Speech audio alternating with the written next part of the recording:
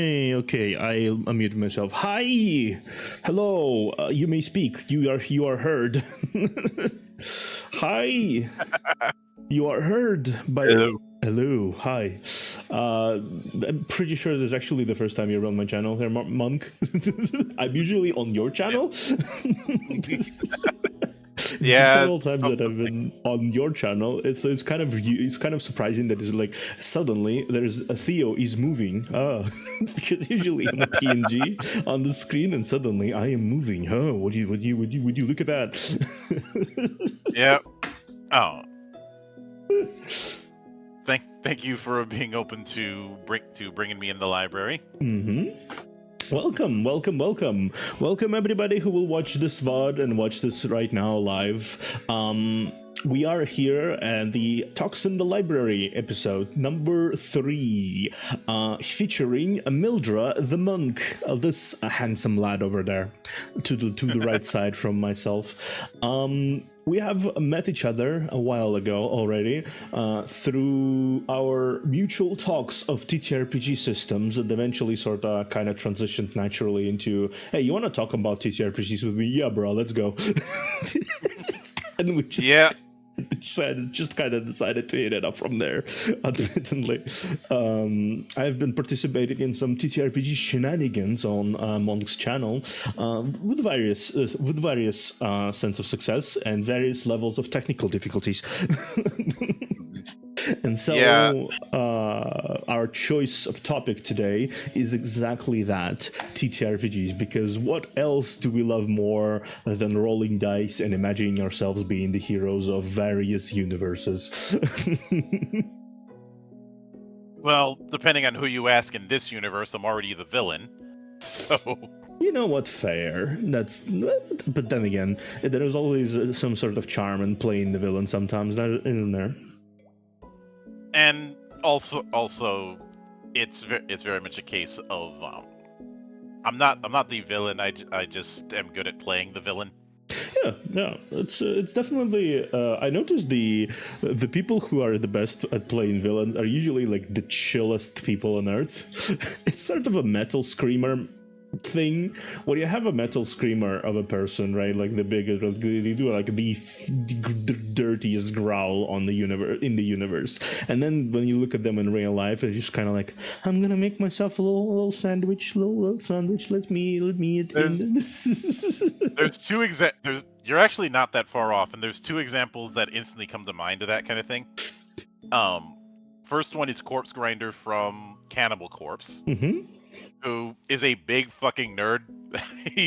he ranted during one interview about how right as he was in the middle of being on tour, Wrath of the Lich King came out, and he's like, what the fuck? That must have been torture. The other is jeez, why is this Ito, the guy behind Uzumaki and Gyo and all of those mangas. Mm-hmm. You know, he's doing a whole lot of body horror and a whole lot of horror in his works. But outside of it, he's a complete dork. Yeah, the nastiest psychological horror I think I've ever seen in a manga format. Well, at least one of the most nastiest psychological / body horror. But then he's just like, you watch the videos of him just watching VTubers and go, like his social media is full of cats. Yeah, like... He's definitely the one of the more socially adept. I guess that's sort of it. A lot of people who are unafraid to showcase darker sides of their personality are usually the ones who are the most, comfortable with themselves, right? So they often portray their effort, their hobbies as just extension of themselves rather than their entire personality. So like Junji Ito can enjoy writing stories about how the world is meaningless and everything is fucking gonna destroy it and turn into a spiral, and then go outside, pet cat, buy himself a crepe, and go sing that he's singing in the rain. Just say why he wants around. Like, he could be the most cheerful person on the planet, but he just has a really, really, really, really active imagination. Yeah. And I look at it kind of like what's done in mountains and in some dry forests, where they will cause like an avalanche or cause a forest fire to prevent it from getting worse. Mm-hmm. Like the phrase "controlled burn" is used quite a bit with this kind of thing. Yeah. Like some places up in the mountains, they will cause small-scale avalanches to keep the snow from building too much up and causing a much worse avalanche. Yeah, I think that's also good. It's also a good reference to like TTRPG genre and role playing as a whole. I feel like people generally underestimate how much of a psychological effect role playing as a whole gives you as a person, because if you are like, for example, if you have a lot of frustrations built up about something, you can just keep it in, right? Or you can play some angry barbarian that goes around and smashes things with an axe. Yeah, and obviously in those kind of things, you have to keep in mind that you're not the protagonist in the story. I often have to beat that into my students' heads that I've worked with over the years. That you're not the protagonist. This is not a novel. This is a role-playing game. Yeah. Play the damn role, or you will have to drink the pain glass. But still, even like within the general consensus of the role play, like if you, of course, there's the usual rules like respect thy player, respect thy fellow player, and whatnot. Like don't ruin their fun. But within the confines of that entire genre, I feel like it allows people to express themselves a little bit more than they would normally do in a lot of other things, right? Yeah, but I would say even gaming doesn't provide such a healthy outlet for it, because in gaming, it's like competitive gaming is usually nothing more than a source of anger. It's a source of anger by itself and frustration. I don't think a lot of people have the mentality to be completely as like, oh, I'm enjoying this. I'm like spending my frustration on it. It's just like they most likely come out the other side with more frustration than they came in, right? So yeah. Well, if you're playing any game by Bennett Foddy, you're going to come up with frustration regardless. True. But yeah, I'm just like saying, in the genre of game that is inherently a cooperative storyteller slash sometimes board games. It's sometimes more board game than the storytelling, but still, it's still cooperative. It's still the focus of it all is still to have entire fun entirely together and vibe, and that's the focus of it all. And that's like what you need to pull your entire being into. So it's kind of like easier to express your frustrations, but also retaining a certain control, I would say, because it's not hostile. Like, oh yeah, yeah. When I'm not old enough where I had to deal with the satanic panic in the States, but I did have to deal with some of the runoff from it, especially where I had grown up in some places, and I usually told people because they didn't understand the whole role playing thing, and I said, "You did Cowboys and Indians or Cops and Robbers as a kid, right?" "Yes." "This is just that with dice." Yeah. And yeah, that's not entirely the truth. There's a bunch of details that I could have gone in further into, but for the purposes of that argument and keeping it relatively familiar, it will suffice. Oh yeah, but also ultimately speaking, it's not that far from the truth. When you were playing cops, when you're playing like Cowboys and Indians, you established some sort of rules for the game. You weren't just kind of like, I activate my double barrel bazooka and everyone dies. Like, there's certain rules that are implemented in the game that allows you to play fairly across each other and all enjoy, instead of one person, one boy Billy picking up the biggest I don't know, like a MacGuffin 9000 and saying, okay, I win the game, you all suck. There was some rules preventing that from happening usually, because they're just naturally formed among kids when they play it. So it's similar, but it's like the rule set is much more expansive. There's dice to add that little bit of a randomness into the whole situation. There's everything, but it's still, if you distill it down to absolute barest form, it's still just exactly that. It's cowboys and Indians. I was just like, oh, I am the cowboy Johnny Two Guns or something, and you probably can make a character like that already in like Pathfinder. Yeah. And not just Pathfinder. It's there's plenty that you could do that in. Yeah. But you know, there's just a. I suppose I should explain why I put so much focus in TTRPGs. And yeah, do introduce yourself to to everyone here, because clearly on your channel you are known for it, but here I would rather you explain why are you the way you are.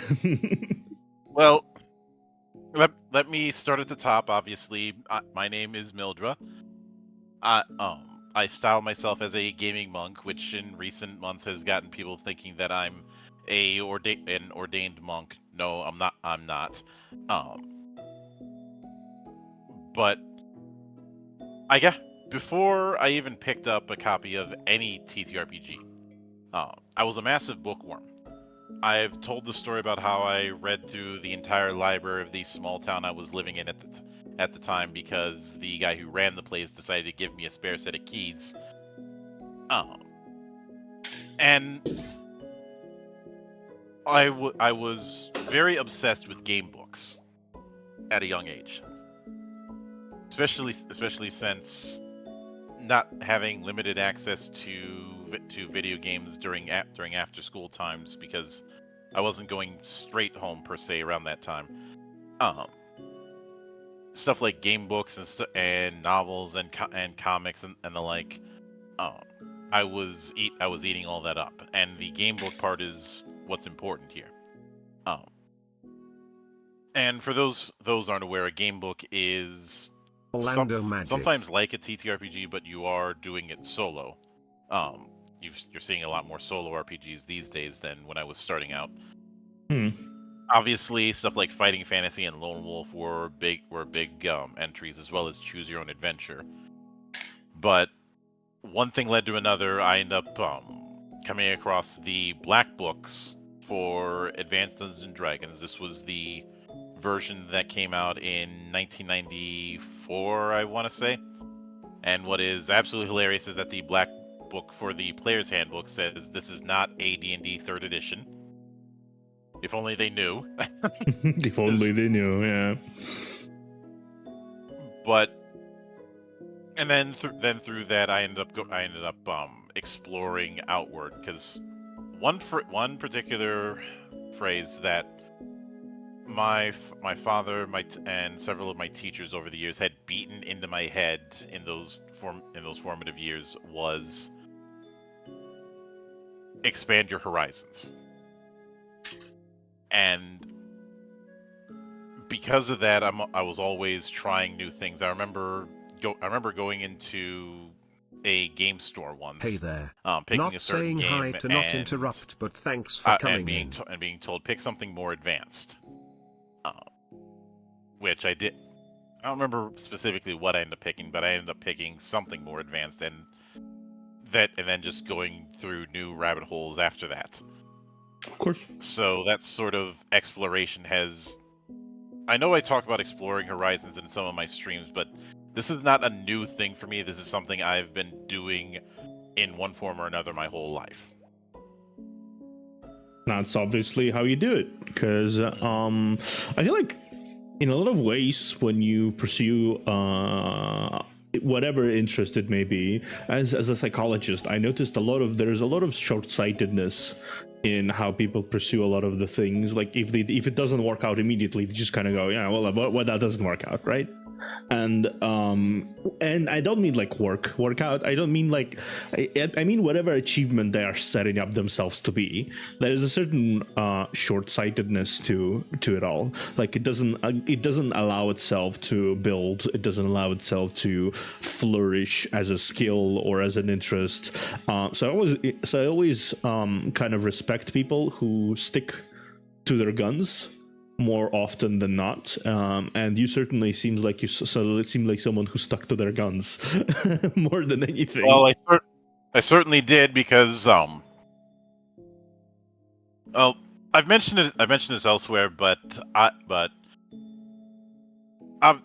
because of where I was there and because of my size, there was the assumption that I would get into some kind of sport, which I technically did. I just didn't get into the ones that were expected of a guy my size, because a lot of people were expecting me to get into stuff like American football or basketball.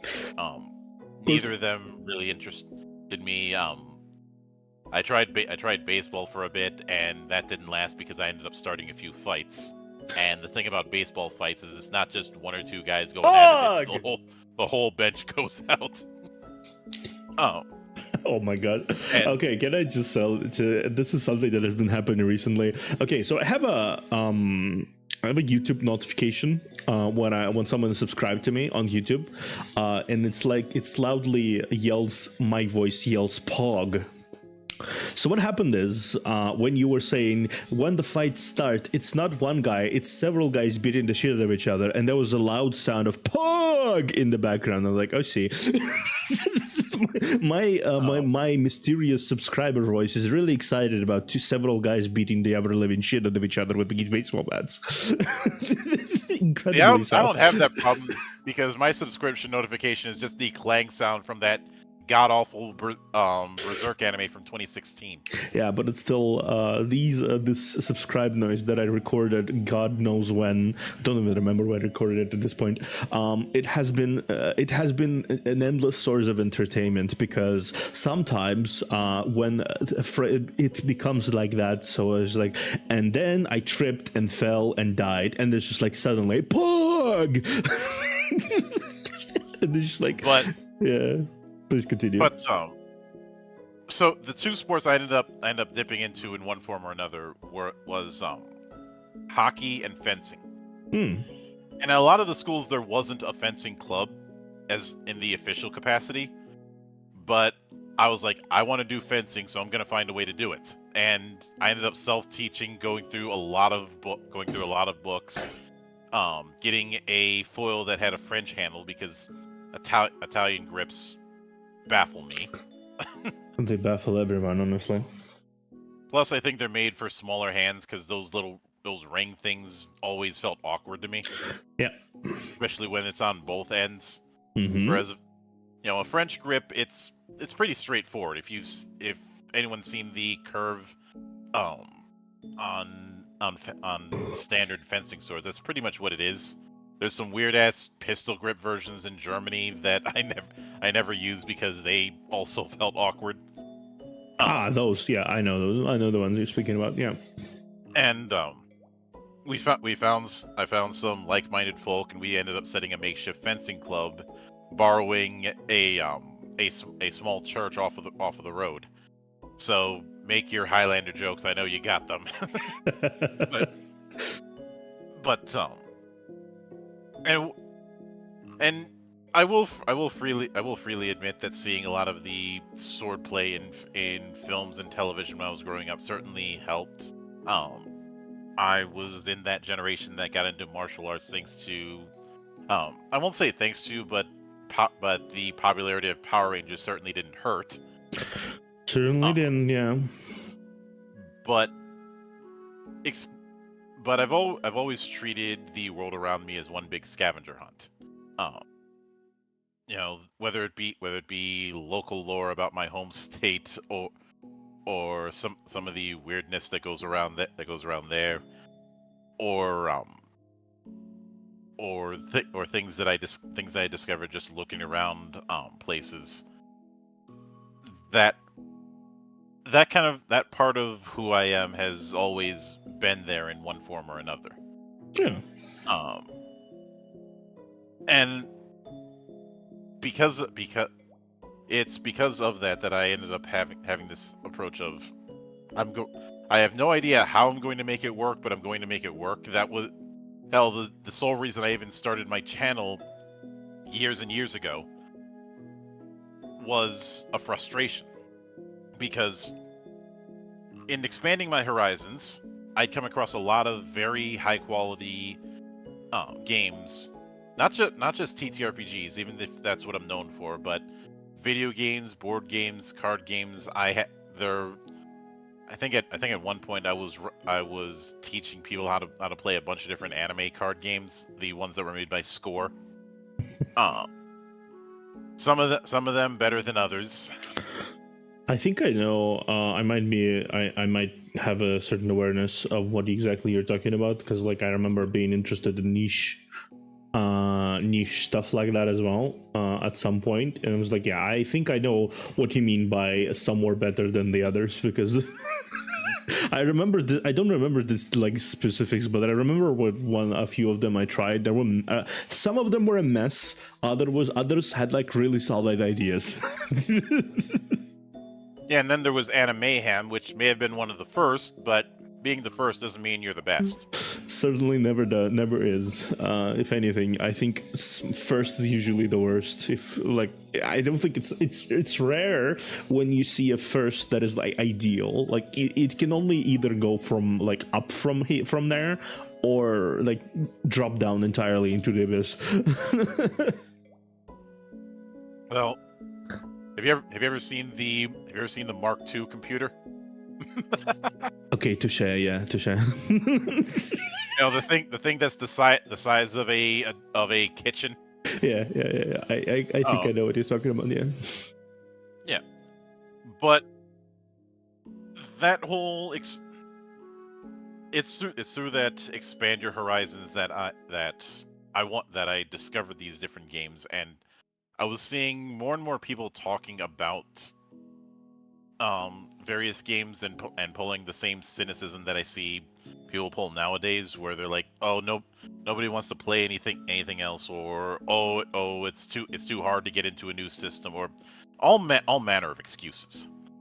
And I'm like, I'm gonna show that it's not that hard, because if some nobody in the middle of nowhere can do it, then nobody's got any excuse. Of course. And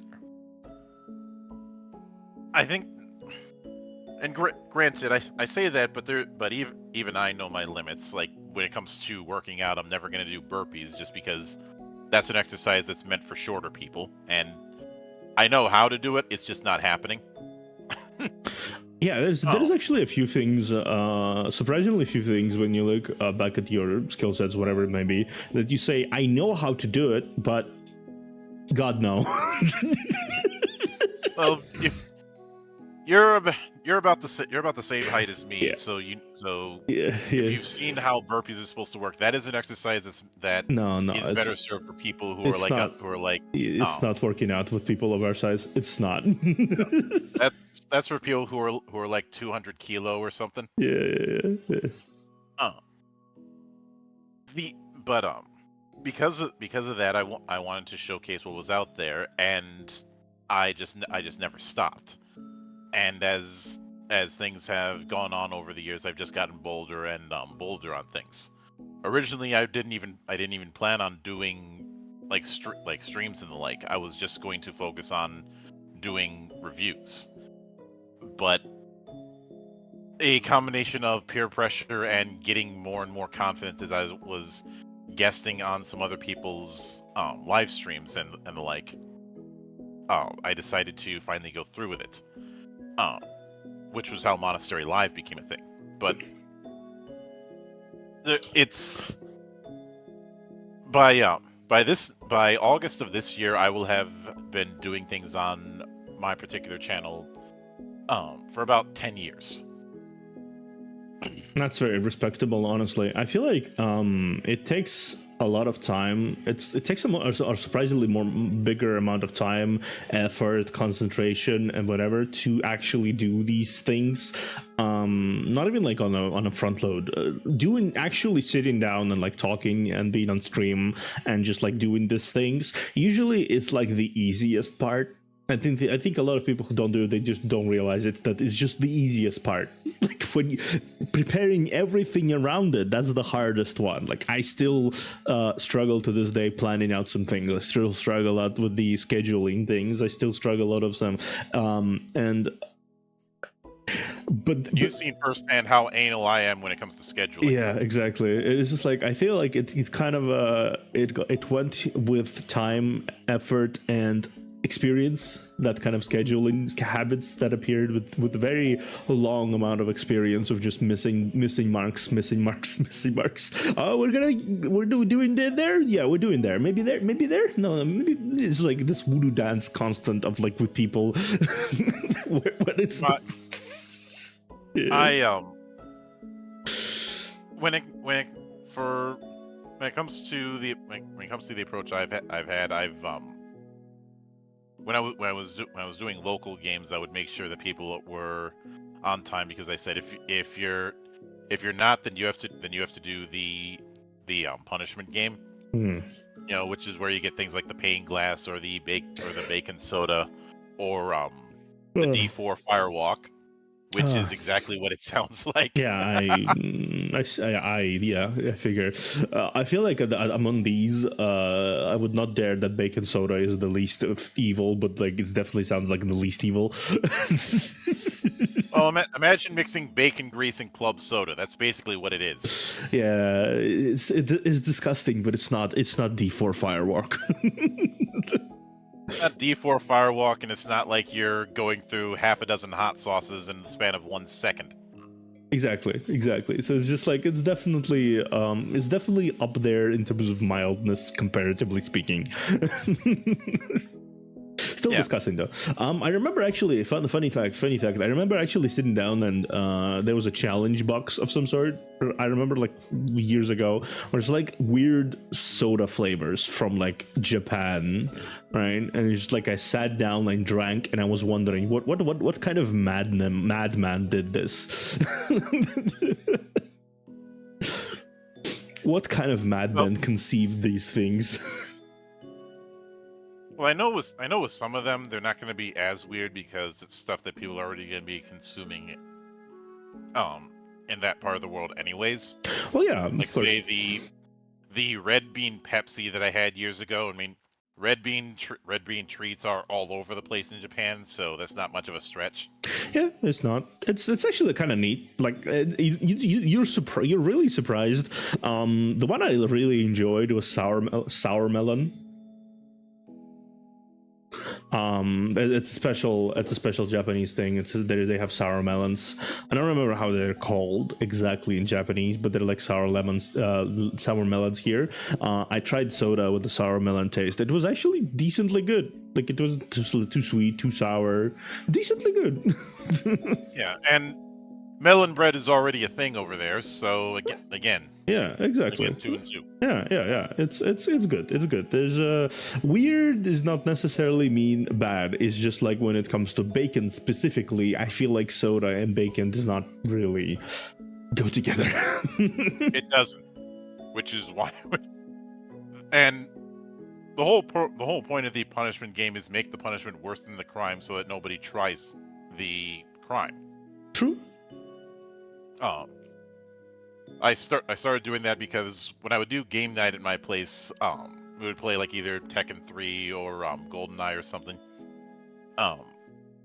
Most competitive games have that one character nobody wants to deal with.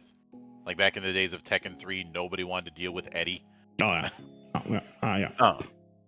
And in GoldenEye, if you pick Odd Job, everyone automatically hates you. Yeah, I remember there was a character in GoldenEye that was like, if you pick that character, I'm just like everyone will automatically make a truce just to not have you exist. Yeah, and in the case of Oddjob, it's because he's so short in that game that you have to use the weird-ass manual aiming from GoldenEye, which... Look, if anyone's nostalgic for GoldenEye, just play GoldenEye Source. It's basically the same game, just with modern controls and using the Source engine. Yeah, I remember playing GoldenEye back in the day because we old gaming here. I remember playing back then it seemed revolutionary to me, but then I revisited back the controls like a few years ago, and I was like, how what? How does it work?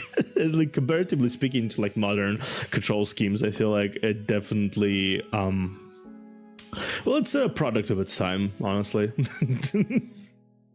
Well, it was in that awkward time when it came to shooters on consoles where nobody quite knew what they were doing. No, yeah. It's just like, I feel like shooters on consoles at some point, shooters, especially shooters in general, that were geared towards. I mean, since PCs weren't as big in early 90s and 2000s, it was most of the stuff was geared towards console. So it's just like watching these old games that evolve into what we currently have now is kind of fascinating in its own right, honestly. Not even like playing them, just like watching them evolve from GoldenEye to like later shooters. It's fascinating. Mm-hmm. But as far as why Oddjob was that short, because you look at Oddjob in the movies, he's not short, he's stocky. Mm-hmm.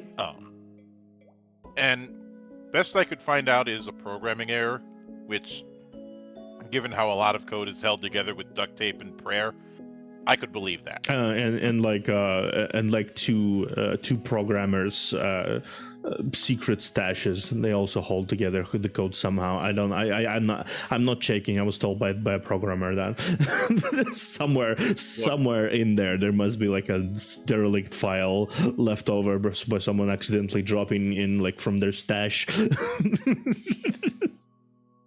Oh my god. Have you ever heard the programmer's drinking song? No, I have not. 99 little bugs in the code, 99 bugs in the code. You take one down, you patch it around. 287 bugs in the code. Yes. Okay, fair enough. I remember watching a video, like, it just randomly popped into my brain, of like code, you know those when you have communication between the programmers in the code, like what the comments left to the next programmer of what to do to the next one. I watched a video of those, and I just looked at the people just like unveiling their sanity slowly as they try to fix the code and say, fuck it, I'll just leave it for the next one. There was some random ass Hot Wheels game that you look in the code and you find this long diatribe about monkeys. Mm-hmm.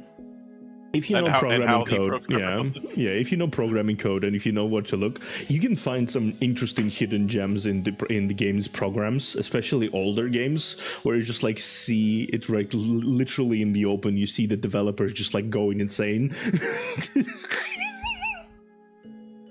Which, in all fairness, fixing bugs in code is like disassembling a bomb. That keeps assembling itself back together and then multiplying. Yeah. But getting on the whole TTRPG thing. One of the things that I consider myself fortunate for is the fact that I never had that one game that was the game in my formative years. With both video games and with every other form of games, I was constantly cycling games in and out, and I wasn't one of those people who was playing nothing but D&D for 10 or 15 or 20 years. I was constantly cycling around different games, experimenting with different ones. Some of those experiments really stuck, like Legend of the Five Rings, which is still one of my favorites. And some of them did not stick as much, like, say, Toon or Rifts, which I've made clear Rifts is one of my whipping boys. I heard of that one. Yeah. It's rough. It's rough. that rough. Rifts is a setting I like. It's got a lot of stuff that I'd really like. But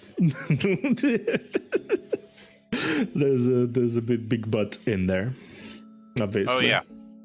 A butt so big, Sir Mix-a-Lot likes it. Goddamn. And it's the but in that situation has to do with how the books are set up, and the fact that I need to do a bunch of house ruling to make things work, and the whole not having proper tables of contents that actually lead where they're supposed to. Yeah. Okay.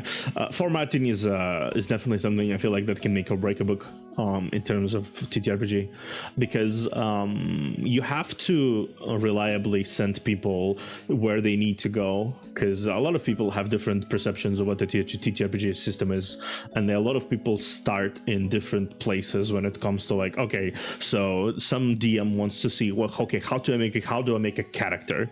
Some other DM was like, okay, so what monsters are in this game, like the DM. So you need to like have this comprehensive guide to where to find what, and if they don't have it, as you say, yeah, that's a mess. It's more than that.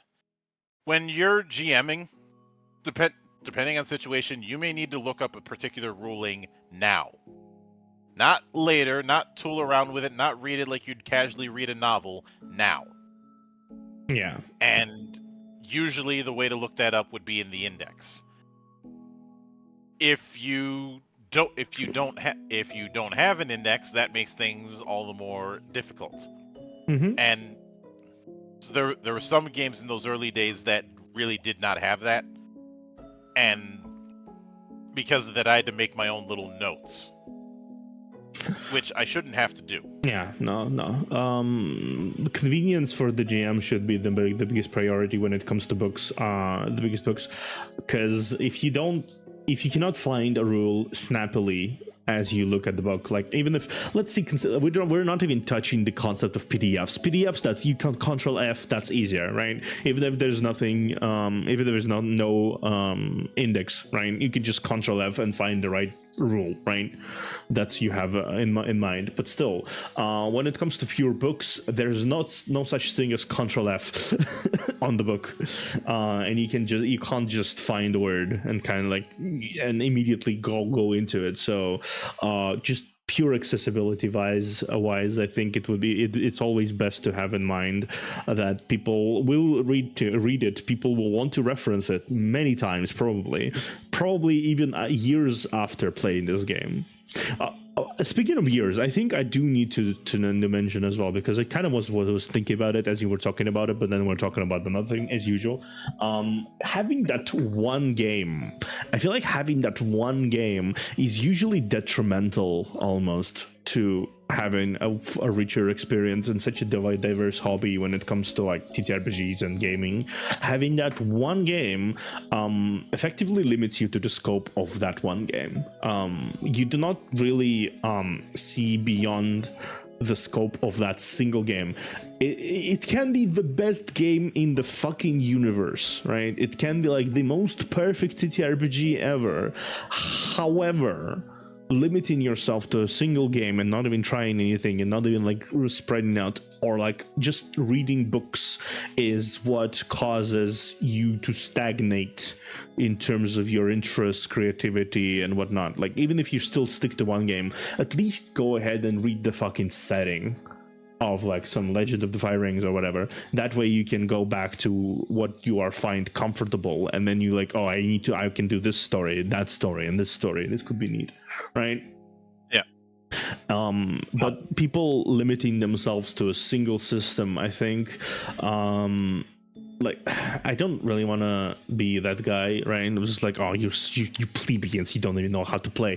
But like, no, I'm not even saying it. It's just like, you see so many people post ads on Reddits and yada yada, and it's just the same fucking shit, right? It's not no homebrew, classic classes. And like, what kind of story do you want to tell? Like, what is the story you want to tell? Like, do you want a story to tell a story that literally every person in the fucking universe told already? Do you want to do that? I guess. It's just Yeah, I've seen that a lot. yeah, I've seen that story. I've seen that kind of concept many, far too many times, and it's just like, but yeah, I definitely agree that having that one game, you might have the familiarity, but you also end up treating that familiarity like a crutch. And a good example in my own personal experience was a few years ago when Wizard of the Coast decided to be on their shit again. Not Wizard of the Coast, on Games Workshop, sorry. Both of them equally shitty. Equally, yeah. But there were a bunch of people who were ex Warhammer 40k players, specifically the war game, and some of them wanted to jump in on the Infinity games that I was running at my LGS, either doing referee or sometimes running a Hakislam army. That's what I was running at the time. I find Hakislam to be very interesting, but a lot of them would try the kind of tactic that you would use in 40k. You know, the whole open charge kind of thing. Yeah. I'm familiar with the board game. I'm familiar with the war game, so I was the orc player. A lot of people think orcs are supposed to just charge, but they're really most effective as counterchargers. Yeah, no. They're reacts, especially if you roll well on dice. Well, I mean, yeah, obviously, but like they especially get more bonuses of like reacting to things happening rather than like charging in. Like you can charge in, you can be just dumb, just like, oh, rush in, be homies, but like sometimes if you play it smart, you can pretty much shut down a lot of the whatever thrown your way, because and with the good rolls, that's just crushed. Yeah, but with Infinity, which is far more skirmish scale than full on army scale. There's a rule where if you activate a unit, any unit that your opponent has that has line of sight with the activated unit gets a free shot in. Because of that whole it is beating into your head to utilize the terrain, utilize cover, and all that, and the whole open charge is a good way to get yourself killed. And a bunch of people would get tabled because they wouldn't listen. They'd think that because this is also a science fiction setting, that they could just use the same tactics. And I have to wonder if they'd have that mindset if they had a bigger variety of games that they were familiar with. No, they wouldn't. I've gotten reports of people trying that same open charge tactic in BattleTech with inevitable results, because especially if whether you're doing Classic or Alpha Strike, you can't really do that. Especially if you're doing games that are built on lances, and lances are usually teams of 4 or 5. So 4 or 5 mechs. You lose one of that in your squad, and you've got to start panicking. Yeah, I think like this sort of mentality is ultimately, again, as I mentioned, it's kind of the narrow-minded mentality that if you spend enough time on that one game in a genre, that also can spread into other games of similar genre, which okay, it can happen that it can be similar, right? Because some games just are not that different from each other, objectively speaking. That can only really work when you're dealing with games that are direct forks. Yeah, like it's just like some games tend to be a little similar to each other, right? It happens, right? Some tactics do tend to function similarly to each other, depending on, as I said. But most of the time, when you have games of similar genre that are not, say, Warhammer Fantasy and Warhammer 40k, right? And there's, like, as you mentioned, you have to sort of also, like a 40k player, you also have to read the books of the other games of similar wargaming genres. Read some replays, watch some stuff, maybe try to play a few matches in the tactics, because turning back to 40k after trying other games like BattleTech, you automatically have a bigger, wider perspective on the wargaming as a genre in a whole, and have a much bigger variety of tactics than if you were just sticking to Warhammer, sticking to only BattleTech, sticking to only something. And that is why I'd never really understood the tribal mindset of people who just like, I play this game and only this game. If you do not play this game, you're a traitor. You know, that kind of thing. Oh yeah. And to those kind of people, I always say, "Fuck you, pay me." Exactly. It's just like it's definitely. I feel like it's definitely such a narrow-minded thing, and I only became a better GM. I realize this now, after years and years of GMing and years of doing stuff. I only became a better GM after I went out of my way to actually try different things, read different books, experience different systems, because the philosophies with which those books are built ultimately allowed me to gain a fresh perspective on certain aspects of other systems that I enjoy, and fresh perspective on my own tricks as a narrative creator or just a participator, instead of being like, oh, fantasy, barbarians are barbarians. Now I can imagine myself doing a barbarian 5e that is not just a barbarian. I can do like an elegant noble that sometimes gets possessed by his sword or something like that. You don't really see that kind of stuff from people who are purely D&D 5e players, because, well, there's no real incentive to be creative with their characters. And there's definitely a lack of incentive, and moreover, there's this thing that I always find amusing. I remember a long time ago, I was asked about trying to run I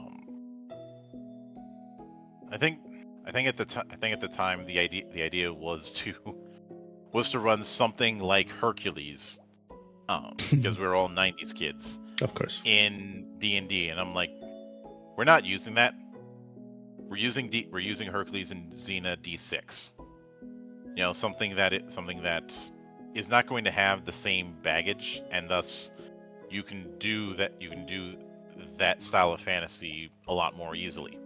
Because one of the big lies that people will say regarding D&D is, I have seen this from the old school crowd, and I've seen this from the new school crowd. So if anyone is thinking that I'm either old school or new school, you're both wrong. Is this idea that you can use it to run any kind of fantasy. This is a lie. No, it's not. It's not possible to run any kind of fantasy, because, okay, no, you can do that, but then in theory you can. Yeah, but then you need lots of house rules. You need B, creative, your own homework to convert and adjust and whatever the rules that just do not make any sense whatsoever in certain styles of fantasy. And C, the fuck do you need to do that when you have already systems that can do that easily and don't need conversion and don't need overly big amount of effort spent? Like,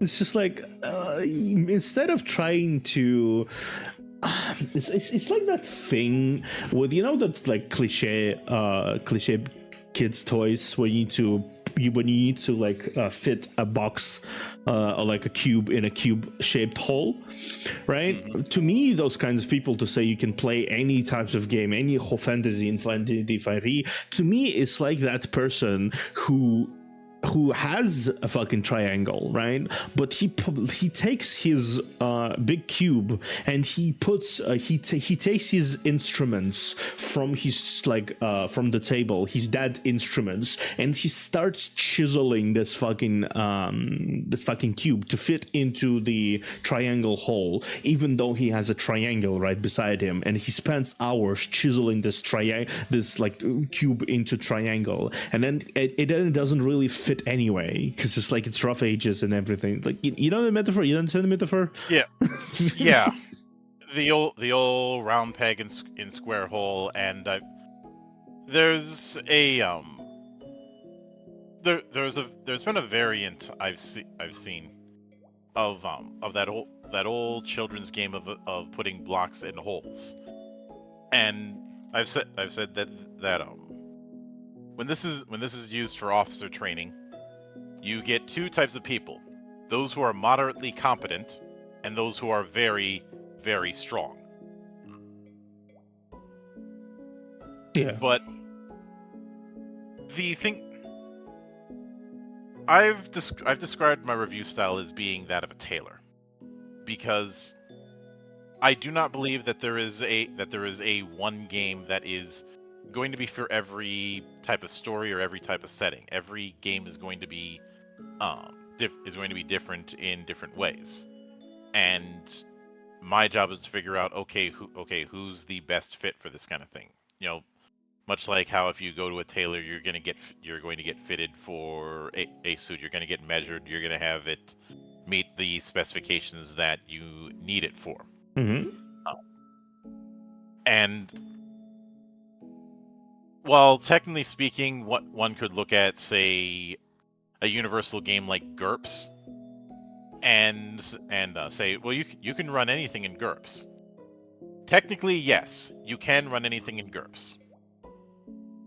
However, the amount of stuff that you're going to have to do, because universal games are less of the traditional kind of game and more like a programming language, or that blue bucket of Legos that we all had as kids.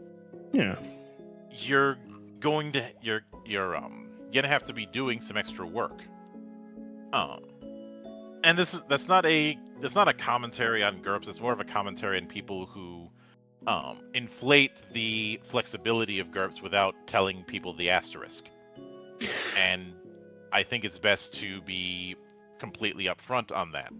You can do just about anything with GURPS potentially, but because of the fact that it's so freeform, that comes with its own costs. Yeah, and that doesn't necessarily fit for a lot of folk that play games casually, for example. So people, I guess it's not like GURPS is being like actively advertised. But still, people who got introduced to GURPS, and I've seen that actually happen in real time, they say it's too complicated and it's too confusing to interact with.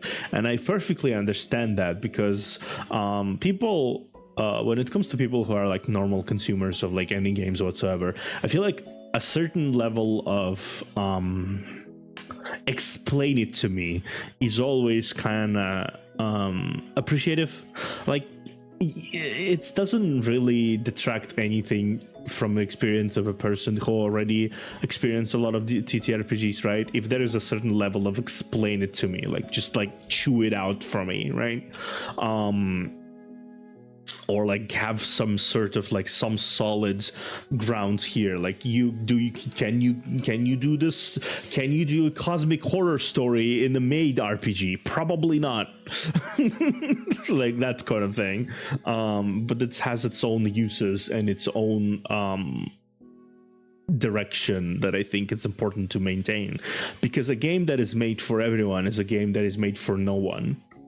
Mm-hmm. That is like ultimately, I feel like that applies to a lot of genres and a lot of gaming gaming stuff, right? Not only games, like general video games, right? Because that applies here as well, right? Obviously, but that applies especially to TTRPGs because there's so many of them out there, right? And to imply that if you just stick to one game, that's fine, right? You can do that, right? It's fine. Do you, man? Like I'm not judging, but on the other hand, you are limiting yourself to something that is just like not even 1/10, 1/millionth of the potential you could be unleashing from the game, whatever game you make, if you just read any other things. You don't need to choose to run them. You don't need to drop everything you're doing to say, okay, I'm gonna be dropping my Call of Cthulhu campaign. I'm gonna be remaking it as a like, I don't know, as the legends of Dorkdom or something. I don't know, whatever. It's just like something that randomly came to mind, right? It's now a comedic campaign where Cthulhu is a clown. Conk. No, that's not how it works. But like looking at the comedic stuff and looking at these non-serious stuff, you can gauge how serious you can go without like looking ridiculous in the process, because there is a certain level of seriousness and overly broodiness. At some point it becomes satirical, right? You have to sort of maintain a balance. So even if you don't not planning to run the system, my personal recommendation would be to at least just venture out a little bit, maybe find a little bit of a few books that you find interesting. Like if you want to run a mecha campaign, why just not reference Lancer books? Why not reference, I don't know, any other mecha game, like like the Muvlov games, like any other things, right? And it's just like it's natural. Same thing happened with Final Fantasy XIV, actually, just dropping for a second into the realm of video games. What they did to fix the game is they ultimately just sat down and played other games, and they say, this idea functions, this idea works, this idea is good, let's take this idea and incorporate it into this thing, and this will bring it together nicely. And so by doing that, it allowed them to rebuild one of the biggest failures in gaming history into what it is to this day, one of the biggest MMORPGs on the market. And what's funny about that, since you prefaced it with veering into video games, is despite certain attitudes nowadays, the approach that I've taken of wanting to be this person who's on the in-between of TTRPGs and other mediums in kind of a crossroads made me something of a maverick. Arguably still does, depending on who you ask. Because I remember going on these play by post forums, or going on art-based websites and seeing people make these creative OCs or whatnot in various fiction. Yeah.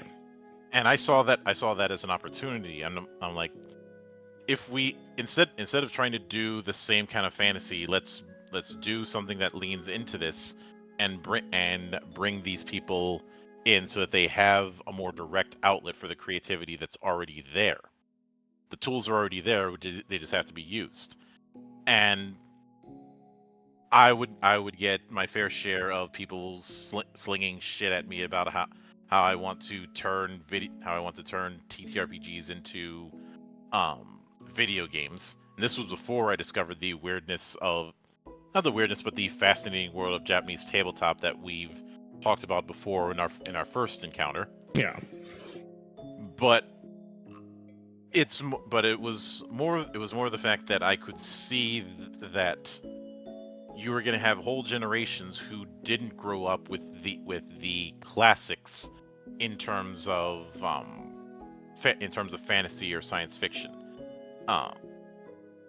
and they were going to be making material that is based on the stuff that they happen to grow up with, much like the previous generation did.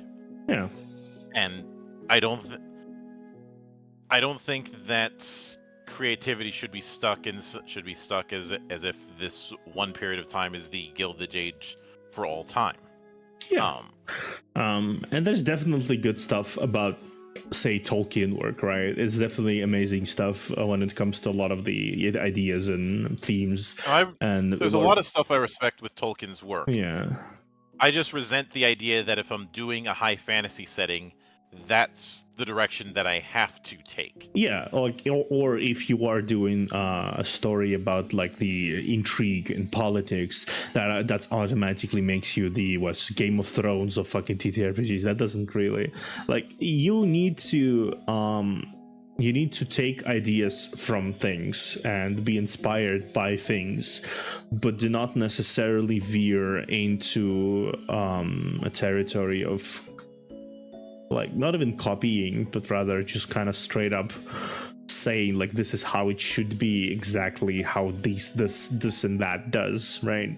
And not any other way. And that's just like, that returns back to the whole limited mindset and closed-minded attitude when it comes to pretty much everything. Yeah, you've probably noticed in the past that I've been very vocal about tradition for its own sake and how that can be a problem. Yeah.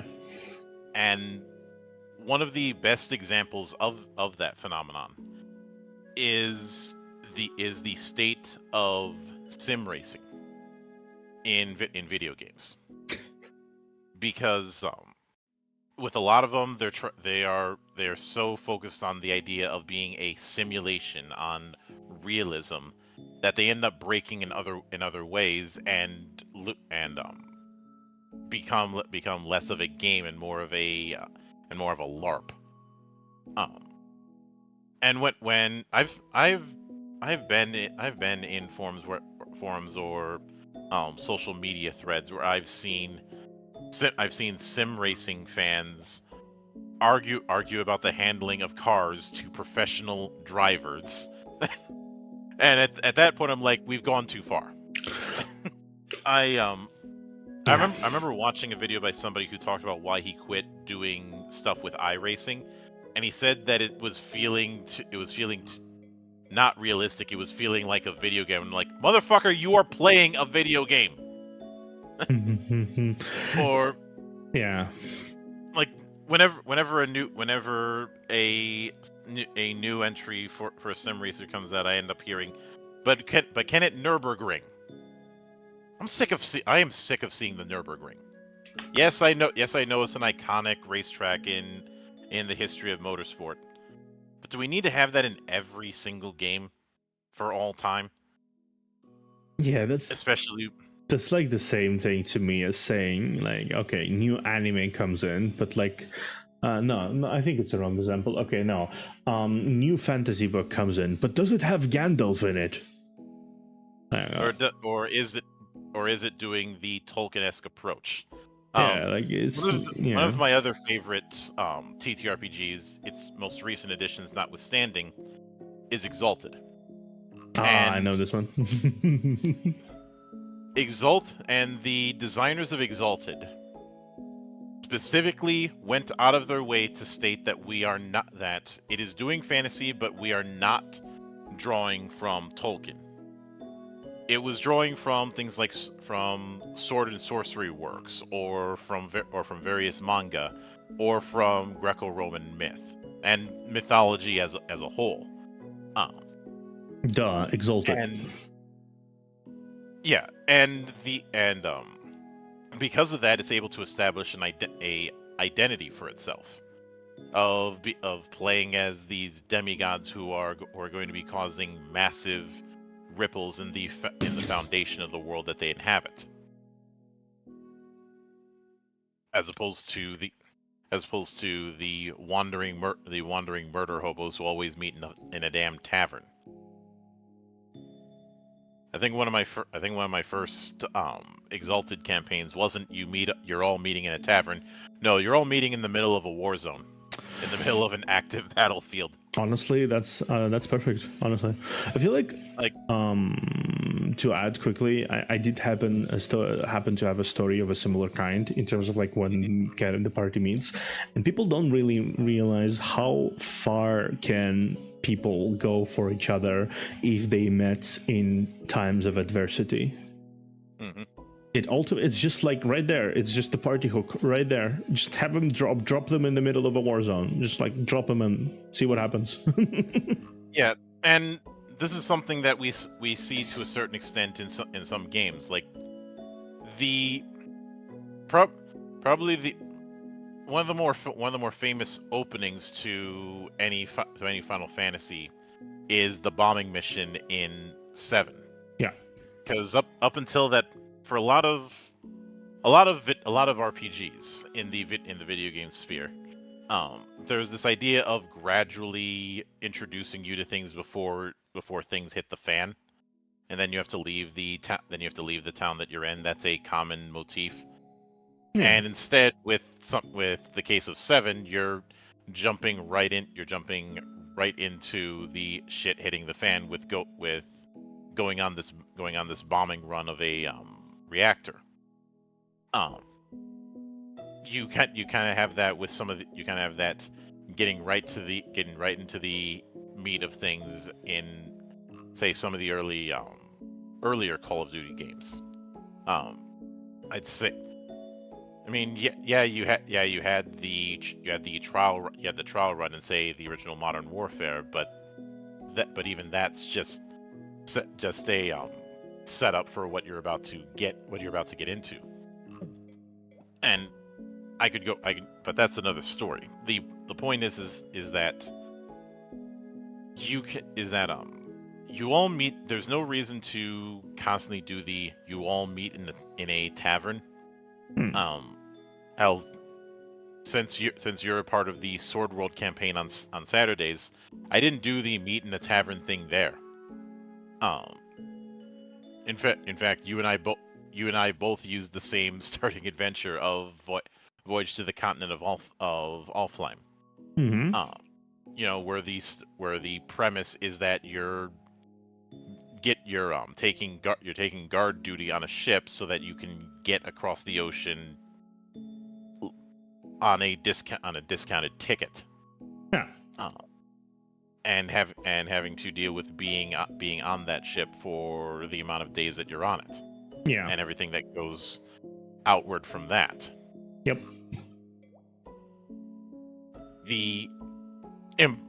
And it's the way things are set up is just as important. There's a reason the phrase "in medias res" is all over the place when you're dealing with discussions of story writing.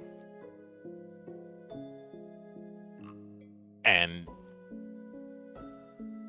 I think, given that, I've never gotten a concrete reason as to why I need to start my adventure with meeting in a tavern.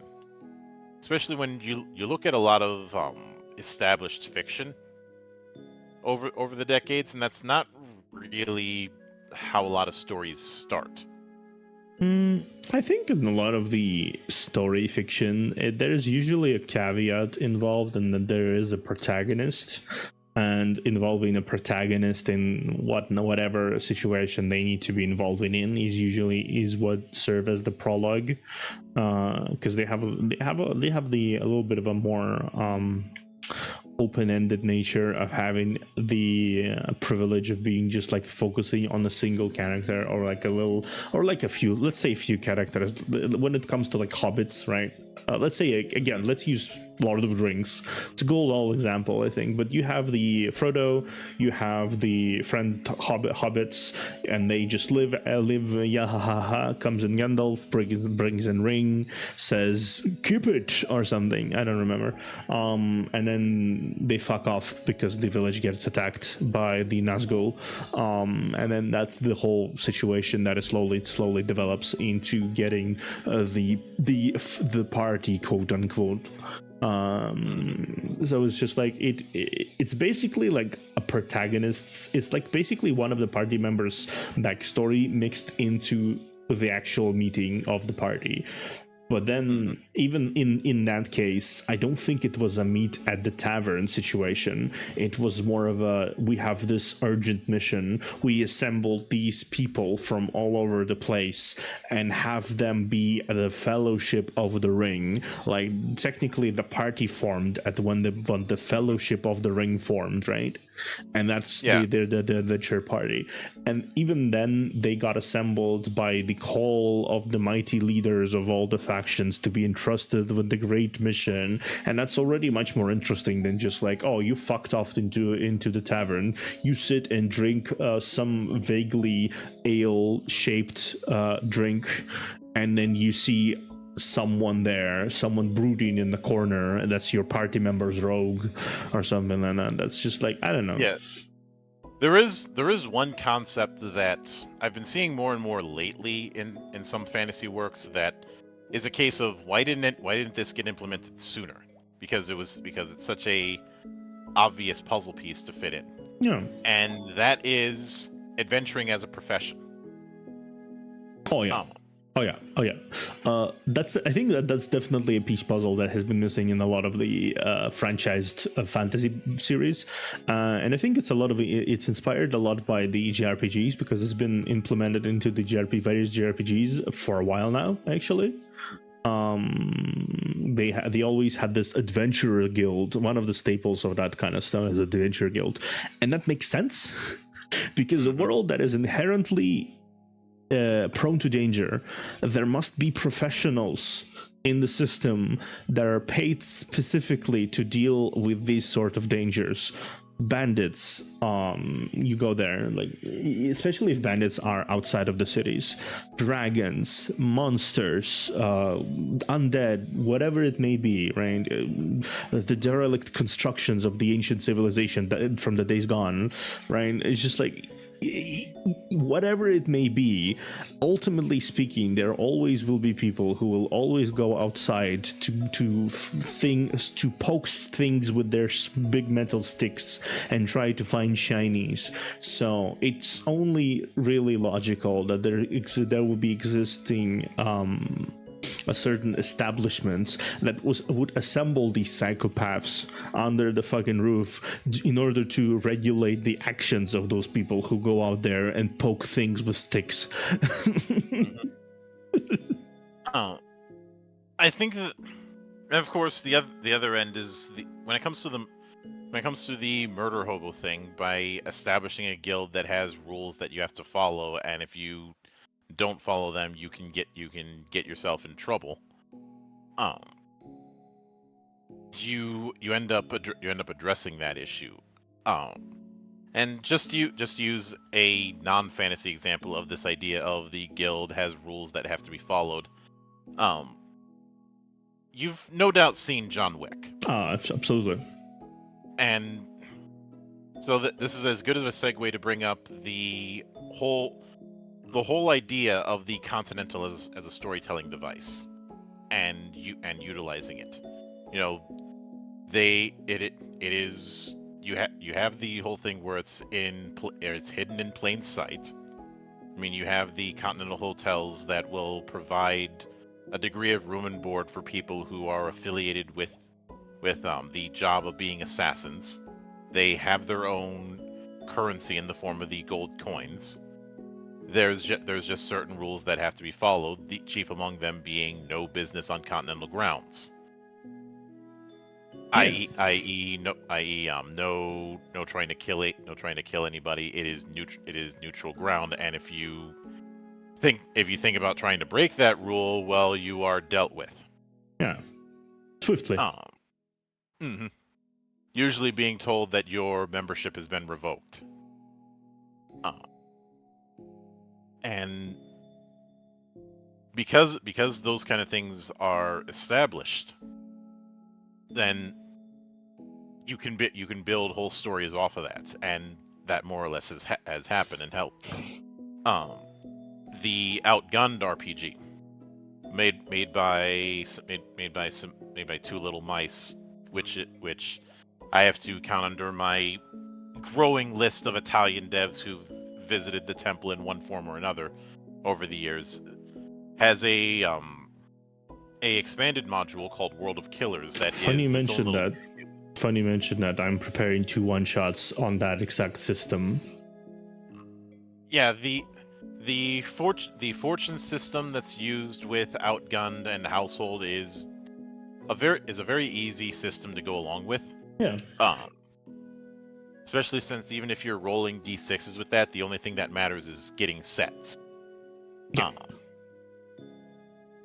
But there's also the fact that Two Little Mice knows what they're doing when it comes to wearing their influences on their sleeve. Yes, this was especially apparent when we ended up reading through Household, and just the details with character and setting design in that thing. You know, where even if it's taking place in this old Victorian house, to the littlings who are in there, it is an entire series of countries all by itself. It's almost like a continent to them. Yeah. And that is showcased throughout the setup. I think there's an undeniable level of charm in stuff like Outgunned, because you don't really see a lot of the how to say it, like almost passion level of formatting and how they approach to it. Like there's some certain names of the feats, certain things of you can pick and choose. Ultimately, they're like extremely simple in terms of like mechanics. It's extremely simple. You can pick it up like easily. You can read it over like quickly. You can read the basics and that's it. You can understand how it works. Voila. Congratulations, you know how it works now, right? It's like, it's not that hard or complicated, but it's just like there's a lot of charm attached to it that allows anyone to get into it. Like I got some of my Russian friends into it. It was like, does this look good? Oh yeah, this looks really fun. And they already immediately went like tried to make a character, and I'm gonna have a Russian fucking short campaign on that as well. I'm gonna have an English campaign on that.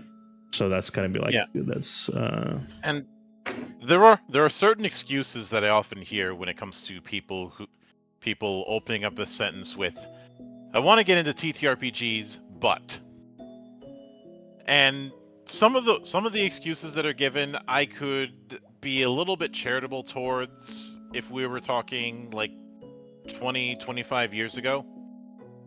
Nowadays, in the year of our Lord 2024, I'm a little bit less inclined to do so. Like some of them are, "Oh, I'm not good at math." There's games that are diceless that don't even use math. yeah. And even games that do, it's not like you're using advanced math.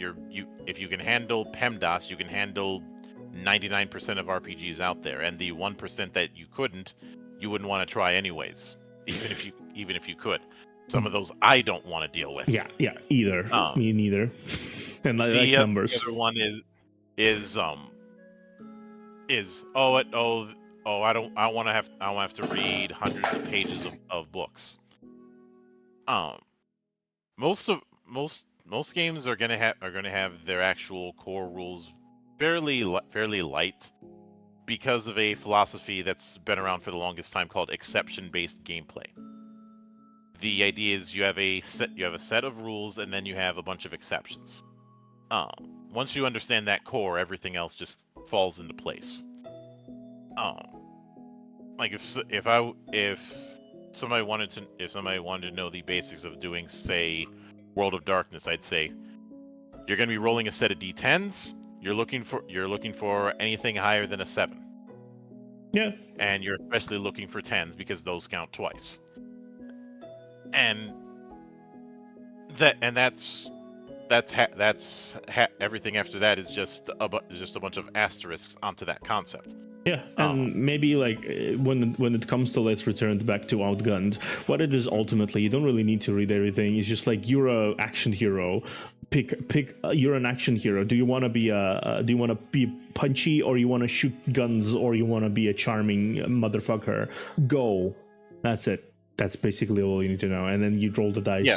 And something that's kind of gone by the wayside is this idea of setting up the stats first and then building the character. That's still present, but it's in a very limited capacity. A lot of games that you find will talk about having people come up with their concept first, and then building everything after that. Also, the importance of session 0, but that's pretty obvious by this point. But another excuse I've heard is in regard to price, which I might be able to buy. I might be able to, for lack of a better term, buy if it weren't for the fact that there are dozens upon dozens of free games out there. Oh yeah. And even then, let's be real, there are far too many resources on the internet where you just basically log in and say, I need this book immediately, right now, give it to me, and then you can get it. Like, and sure, like, it's not exactly direct way of like the best way to support people, but if you are really fucking strapped for cash and you're not sure if you would enjoy it if you buy it, you can potentially find a book somewhere out there, and if you enjoy the book, you go ahead and buy it because like you're aware of your purchase. You are now know that you enjoyed the game. You want to support the developers of that game, for example. You go ahead and you buy it. Yeah, and I will admit with some stuff I have access to, the purchase part would be tricky because it's something that's out of print. Like as much as I like Dune Chronicles of the Imperium, I'm not going to actively recommend people get a physical copy because because there's only a handful of copies in circulation and they fetch a premium. I think the last time I saw it on the cheap, it was like $200. Yeah, I don't think it's normal. It's like, oh, you just to play this game, you only need this one premium edition item. That is only one. There's only like 30 out there. Now go ahead, my child, fight to the death for this one copy. Like, or in some cases you're dealing with books that had very limited runs, or just there isn't that many in circulation. And even with there are places like 1KM, 1KT, or the Free RPG blog, or plenty of other places that have full on free games. And that's not even getting into the various fan games that are available for free. You know, stuff like Reclaim the Wild if you're a Zelda fan, Dungeons, the Dragoning if you're a fan of things going absolutely nuts, and so on. And even when it comes to dice, I've seen some people say that dice is expensive. I'm like, you can get a pound of dice of various sizes and colors for about $20 from ChessX. Now, if you want the fancier dice that Brother Akira keeps getting every time he goes to MomoCon, that's an on you kind of thing. But Speaking of, guess who popped up in the chat recently? Yeah, I see it. But the final major excuse that I often hear is I can't find people to get a group together. Once again, if this were a decade or so ago, I'd be willing to entertain that. And even then, a decade ago, it's already a stretch. It's already a stretch. Yeah, and nowadays even less so, because you have paid GM sites like startplaying.games. You have an entire subreddit associated with Roll20 that is just about finding players and GMs. You know, Roll20 LFG. You have the Roll20 itself. You have countless enthusiast forums and social medias and the like to find when it comes to this sort of thing. Hell, even on Twitter, there's probably an occasional tweet of just like, I'm looking for a group. Like, do you guys want to play? Like, even on Twitter, it's still to this point, like among all the sea of other bullshit, you can see that like, oh, I need a group, or like if you can find a party in an MMO, you can find a group in a TTRPG. Yeah, and finding a party in an MMO in the age of internet is as problematic as you want to make it. Genuinely, like, just like, if you want to make it problematic, if you want to make it slow and inaccessible, that's how it's gonna be. However, if you put in a bit of an effort, like, okay, it's the same thing as finding a collab on VTubing side of things, right? Sure, you can just sit here like I did for the first several months. You just sit here and you can just not approach anyone, and you can just not talk to anyone, and then lament that nobody is there to play games with you that you want to play. Or you can do like me, like I did, and say, I want to talk with people, I will approach people, I will collab with people, I will have a show that is dedicated to just me talking to people. And suddenly, oh my god, so many people want to collab, so many people I have to collab with. Yeah. Who would have thought that talking to people actually opens up possibilities to talking to people? Wow. I remember being on one show. This one of the more unfortunate incidents I've had with collabing with people, where somebody had asked me how I keep finding all of these high quality indies in the TTRPG landscape, and even to a certain extent in the video game landscape. And I had simply said, I just look around. Like, when there's a variety of search engines that can be used, when there's whole conventions and whole shows just about showcasing stuff, there's far less of an excuse. And yeah, this is why I get whenever people talk about how in the video game space there's no good games coming out, I get pissed off. Like, the sole reason we do the Hangover Shit Show streams on my channel every few months is my way of giving a giant middle finger to that exact kind of thinking. Because there are so many high-quality indies that are coming around. There's amazing that games. I can barely keep up. Amazing games coming out, right? A lot of amazing. It's the golden age of indie and AA games. Like, it is the golden age of that shit, especially now. And some people are gonna keep pining for a video game crash like the one that happened in the early '80s, even though that kind of thing is going to be impossible to replicate just because of the chain of events that led to it. Oh yeah, it was such a shit show. That energy.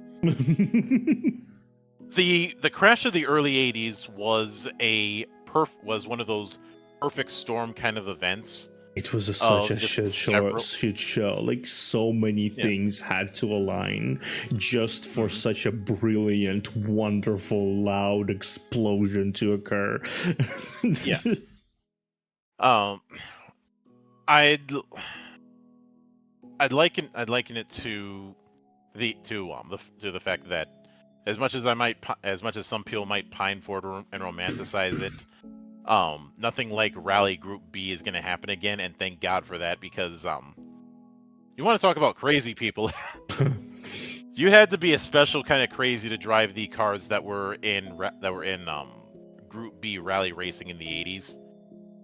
Yeah, because yeah, I remember watching some recordings from that time of things, and I was like, I know, if I was paid, like, even if I was paid like $1 bajillion, I would probably die. I could not be using those $1 bajillion. Yeah, like the drivers talked about how the cars were too fast because you were driving on instinct, since the mindset there was not much in the way of restrictions.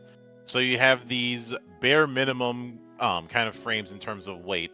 A lot of them made out of aluminum because it was lighter. And then you have them in engines that are both supercharged and turbocharged. Yes, you can do both. So it's like being strapped to a rocket. Yeah, I feel like this entire idea probably started when some random fuck decided to look at the engine, and he supercharged and hypercharged it, and they were like, oh wow, you can do both, and that's how it started. Now, Group B started because the FIA wanted a bigger variety of manufacturers in rally, since it was flagging behind Formula One at the time. Mm-hmm. So they created a separate division that that had a lower threshold for the model of car you were submitting, and the restrictions were almost non-existent. It was as if it's got 4 wheels and you can drive it, then it's eligible. Because a lot of people don't realize how stringent the sanctioning bodies are when it comes to what car is allowed, and even just being like a quarter of a gram too heavy or a millimeter too large on measurements is enough to get that car disallowed or even get the manufacturer fined in some cases. Yep. Picture perfect, precise perfect. You need to be precise and absolutely perfect in how you do these things. It's a thing, yeah. I'm not surprised the concept even appeared, because sometimes people like some good old chaos and anarchy, but I would definitely never participate in that kind of stuff myself, because if the cannonball run came back, I might participate in that, because all that was just a long drive with any car that's any thing on wheels that you can. It was a street race that went from New York to LA. And as far as what car is available, what car is viable for it, anything with wheels. If you want to go in the thing in a unicycle, you could. Nobody did, because nobody that's did, of course. stupid. I just imagined a rocket propelled unicycle. And if some of you are thinking, is this a JoJo reference? Am I referencing Steel Ball Run? Where do you think Araki got the idea? Yeah, it was famously an idea for Steel Ball Run that came from it, which I respect. Honestly, I respect. It's a good idea. Like, it's definitely a good idea for a storyline. It allowed them to create a whole ass adventure there. Honestly, I know a lot of people roll their eyes when it comes to tournament arcs in battle manga and anime, but there's a good reason why that's used so often. One, it's an easy way to get a bunch of characters their time to shine. Two, I watch a lot of Puroresu, a lot of Japanese wrestling, and they love tournaments. Oh yeah, definitely. I mean, holy shit. There's a series called a series of mangas, kind of animes as well, but it's not as much. Called Kengan Ashura / Kengan Omega. They built themselves on a series of martial arts tournaments. The entire first manga run is basically just one big ass tournament with like barely 50 chapters that were not tournaments, right? That were building up to this big ass tournament, and each chapter focused, not each chapter, there was obviously outside storylines, like how there's usually in the long running series, but like it was a big ass tournament where there was each fight was very much in detail. And then you have another end of the spectrum. You have a whole ass Record of Ragnarok series where it's gods versus humans effectively, and each chapter is kind of like each chapter block is separated on a fight. So for example, first fight was Thor versus Lubu, then the second fight was Zeus versus Adam, as like the humanity, and yada yada yada, etc., etc., etc. And you have those little contained story arcs where a fight is both a backstory and character development, but it's a fight to death, so one of them dies. So you just have to accept that, right? And it's just like entire stories built on a concept of a tournament instead of anything else. Hell, Yu-Gi-Oh! Look at Yu-Gi-Oh! It's just tournament to tournament, but it's like big tournaments, bigger tournaments, even bigger tournaments. The only thing I'd like to see, and I understand why this doesn't happen often, is instead of doing eliminator tournaments, do a round robin. I might be a little bit biased because, again, I watch a lot of Puroresu, and that includes watching a lot of New Japan. And one of the biggest tournament that New Japan does every year is the G1 Climax, which is a round robin tournament of I think it was around 10 people in 2 blocks, an A block and a B block. Mm-hmm. And this is going on for several weeks of these hard-hitting 20-minute matches at both major shows and house shows. With pinfalls or submissions getting you 2 points, ties giving both sides 1 point. And because it's round robin, everybody in each block is facing each other at least once. Yeah. Then finally the top 2 from both do a single eliminator. The winner of that gets a briefcase that contains a guaranteed championship match at Wrestle Kingdom, which is the big January 4th show at the Tokyo Dome. You know, the Big Egg. The Big Egg, yeah. And I can see why round robin isn't used as often in storytelling, just because of you have to keep track of more stuff. That's something that's easier to track. That's something that's easier to track in a ongoing sport. Yeah, I think it's also the fact that it's definitely a lot of the time you have to spend in a story in order to properly build a round robin tournament. When it comes to, and so it's also like the stakes are a bit off when it comes to usual battle shonen, because like when you have elimination, it's just like, oh, I need to get this fight done, because I will put my entire being into this fight, because if I don't win, I will get eliminated from this tournament, right? But in case of round robin, it's a bit different, because people will be less inclined to give their all throughout some fights to be able to farm some points, because the win or lose is not quite the of course lose matters, but like it doesn't matter as much as it is when it comes to elimination.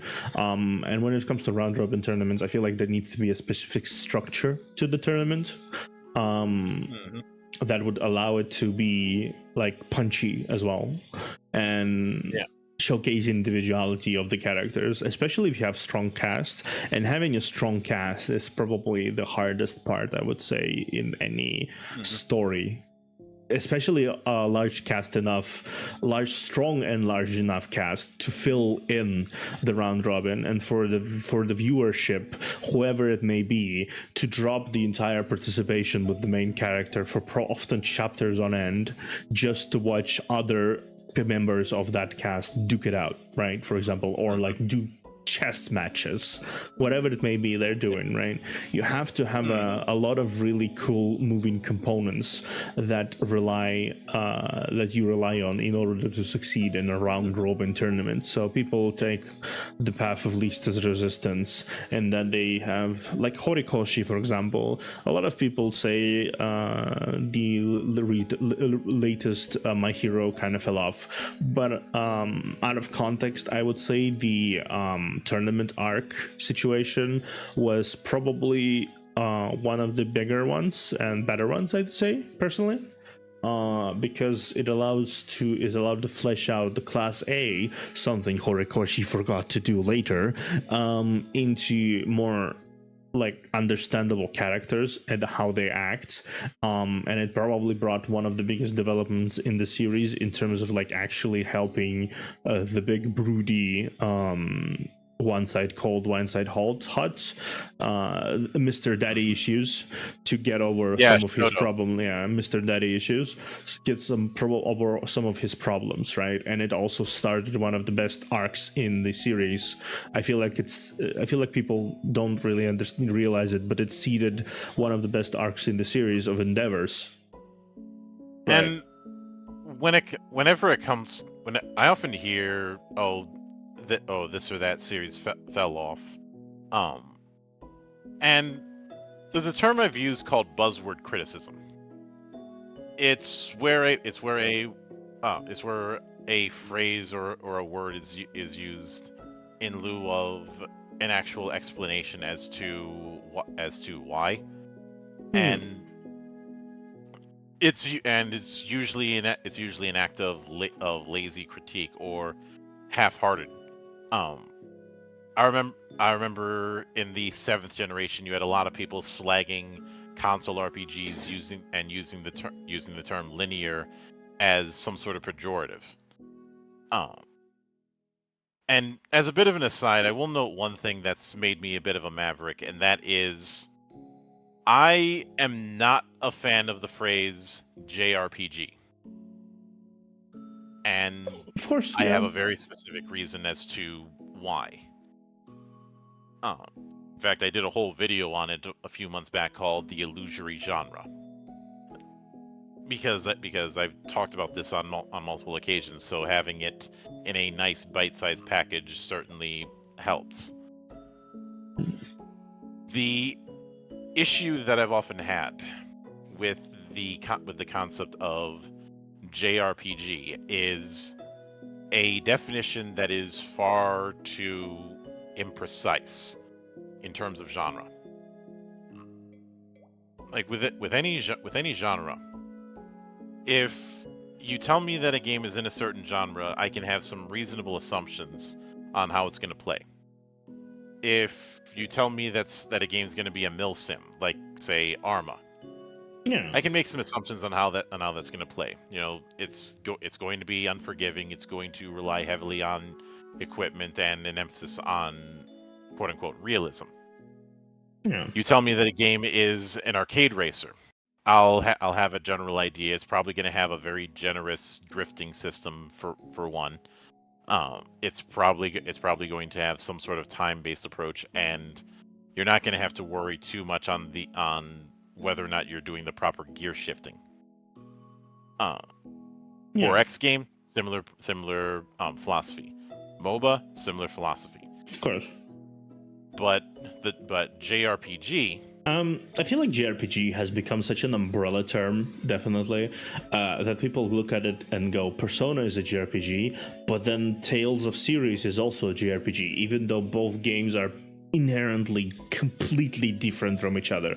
Even though they do have some similar aspects to it, obviously, like the turn-based combat in some games of Tales, and like but the settings Tales is is different. more real time than turn-based. Yeah, but like there's some similarities, I would say, right? But it's just like ultimately speaking, there's such a different franchises from each other in terms of mood, in terms of setting, in terms of mechanics, and everything. But they're both technically JRPGs. Yeah, and you don't have that problem with any other genre. Like even in the realm of, say, fighting games, you do have a differentiation between 2D and 3D, and of course you have party fighters in their own particular category. And with the definition of JRPG, whenever I ask, ends up creating this circular logic. I ask, what is a JRPG? And I hear an RPG from Japan. Okay, does that mean that that Bloodborne is a JRPG because From Software is a Japanese company? And they're like, no, it has to be more of a manga style approach. Well, here's Sea of Stars, which was made by a Canadian studio. Does that count? And it has that style you're asking about? No, because that was made in Canada, not Japan.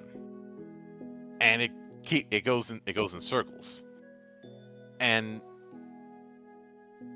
in my own means of trying to come up with a solution, the term I settled on is console style and PC style.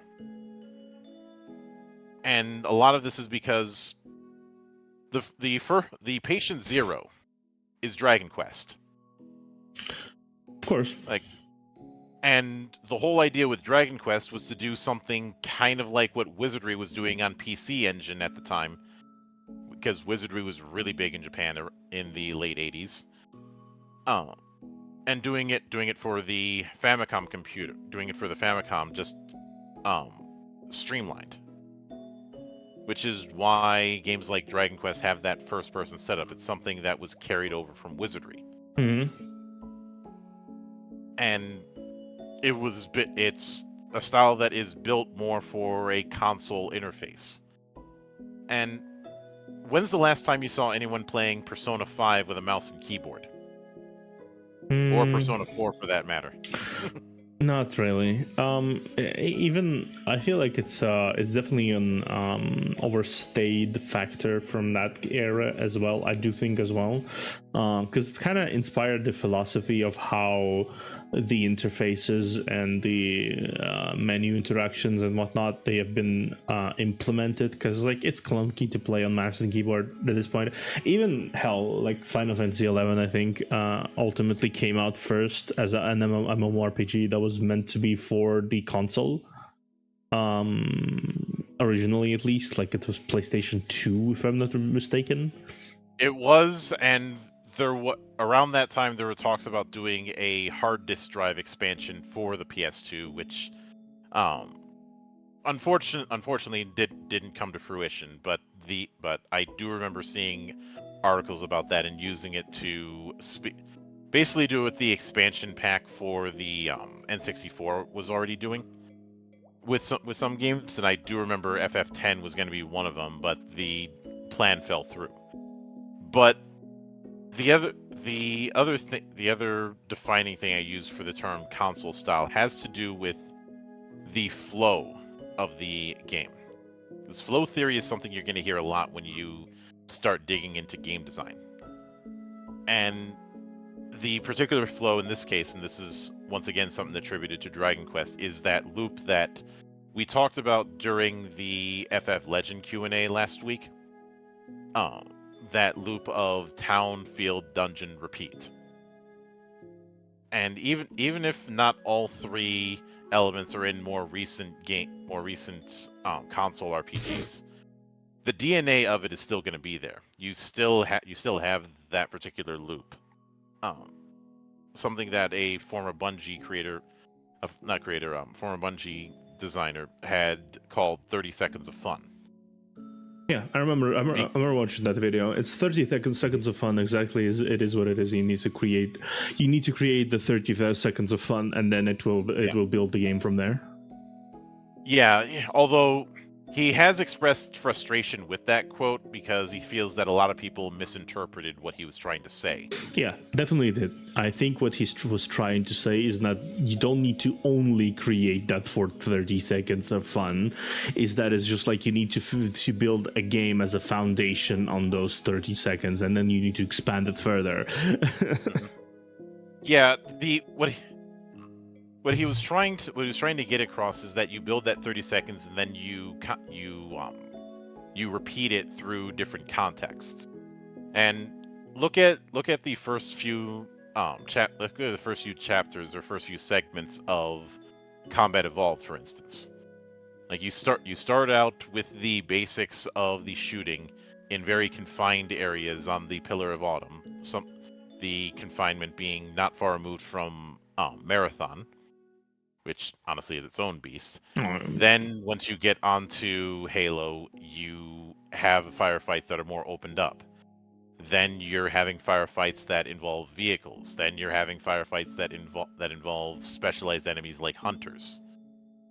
And it's still the same loop, but the elements creating the loop keep changing. Yeah, and evolving, obviously. If I have to use another example, Batman Arkham Asylum is a good representative of this loop concept, with both the way that combat encounters work and the way Predator encounters work. Each time you're in those situations, you're dealing with some new element, whether it be through a new gadget, whether it be through a new obstacle, whether it be through a new enemy type that requires a certain approach. Or a certain boss that kind of challenges you with the mechanics that you have experienced or starting to experience in the game at this point. I would say Scarecrow challenged a lot of the mechanical knowledge of the game, and it was sudden as well. I would say Riddler puzzles as well were something that is just like you need to be challenging yourself. I would say even Killer Croc I would probably also mention as something that would be challenging the way you play the game at some point, right? And you need to be adapting to another like playstyle a little bit, or at least taking notes from another playstyle. And because of that, you're constantly, even though you have an understanding of the basic controls, you're constantly having to test how familiar you are with the mechanics. The wrong lesson is when you just use those basic mechanics and then don't change it. Yeah. And getting back to the whole console style and PC style thing, a lot of PC style games don't really build around that constant loop per se, but build more around a hub design. You have a certain hub that you're going to be going in and out of until a particular story beat, and then you end up with a whole new hub that you're going in and out of. Yeah. Say Monster Hunter World. I was actually thinking more in the vein of Baldur's Gate. Baldur's Gate, yeah. Monster Hunter World, I think, in a way that you have this big hub of your town, whereas like it's Monster Hunter World, I think it's the most unique Monster Hunter in that it's broke away from other Monster Hunter formulas to actually push it into more of a PC RPG instead of usual Monhunt, which is the looter generator, yada yada yada, right? You have your story there. Even though it's not the best story in the universe, right? You have your story there. You have your hub world. You have your everything. You have your quests. You have your quest givers. You have your NPCs. You have your cutscenes. It's a bit different from the usual approach, I would say, for Monster Hunter. So that's why I decided to mention it, because there's literally no other way of saying hub world than this in some way, I would say. Mass Effect 2, honestly, that was kind of like an RPG, I would say, following similar thing, but it's just your hub actually traveled around. Which was Normandy. So yeah, that was But I do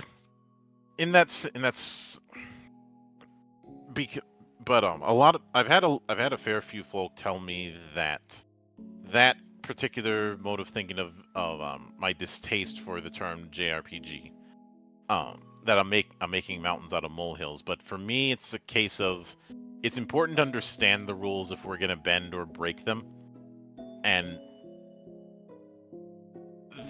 I will admit that that some of it is a bit of a holdover from that 7th generation era where JRPG was used as a pejorative, and a lot of people acting like they were too cool for the room, especially that Xbox 360 era, and even more especially some of the people at BioWare or Bethesda or the like who were acting like the JRPG was outdated, the future is now old man, which BioWare was especially talking shit around that time, and they ended up taking some of their stronger ideas from what I would consider to be at least inspired by a lot of the RPGs on the Eastern market, and we all know it. There has been definitely a lot of there has been inspirations, and that's not to say it's a bad thing, right? Because the best products usually turn up when you have two people, two sides of the coin being inspired from each other. Fucking one thing, I'm amused by this story, and I learned it recently. The entire Mahou Shoujo genre as a whole, right, on the Japanese side, do you know how it was made? some random animator sat down and watched an American sitcom from the 70s about a witch being married to an American and said, I like that. And that's how Mahosho just started appearing. Yeah, the line that people try and draw between East and West is not a line that really is present from the creative side of things. No, they don't. They constantly take notes from each other, constantly like look at what they can be improved. Hell, same guy Horikoshi that I mentioned. He clearly has inspirations when it comes to comic book industry, and he made several references to comic book industry in the manga itself he's producing. He even used especially Marvel. Yeah, especially Marvel. I would go so far as to say that he's not just a Marvel fan, he's a 90s X-Men fan. Yeah. And there was some Captain America, Superman references. A lot of the stuff like that happens, especially later in the series. Not to mention a lot of the chapters have these covers that are calling back to classic comic book covers. One of them was blatantly calling back to Venom. Yeah, blatantly. And people act like it's just like it's us who just like constantly try to steal from these, or steal, quote unquote, as I say. But like then you have same problem of like why would the people in Japan not look at something that is good on our side and say, okay, so what can I take here from as a lesson, right? What can I learn here? What can I like get myself inspired by? Like it's a two-way door, really. I recently came across a clip of a quote-unquote authentic American restaurant in the middle of Tokyo that was serving burgers, tacos, and a bunch of stuff. And the tacos in question were using shredded beef instead of ground beef.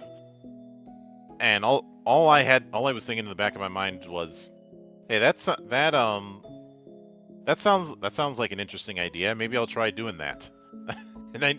The reason why shredded beef was used is because that would be something a bit more expected for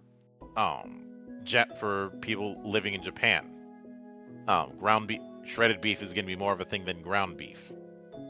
Yeah, and it's you have this mix of trying to do American food for a Japanese palate. I know. Let's look at, say, Record of Lodoss War. Yeah. I mean, yes, that started out as a D&D replay. Everybody knows that. Oh, yeah. Everybody who's familiar with Lodoss knows that. But it's very clear that the way the world of Lodoss is presented is not the same as, say, Mystara, for instance, or Blackmoor, or any of the original D&D campaign settings. No, Forgotten Realms doesn't count as an original D&D campaign setting. That wasn't until years later. Yeah, no. But point is, you have a different approach when it comes to the way the mythology works, the way magic is treated, especially since that whole magic and martial divide doesn't really exist the further east you go, and one could argue it barely exists in folk tales. Yeah, I think the thing is with the Eastern legends, a lot of the time, when you speak of martial artist, right, you often also inevitably bring things like magic into the game, or whatever it is magic they are presenting, because a lot of the mystical forces behind those martial arts usually involve themselves into like Hadouken, that kind of stuff.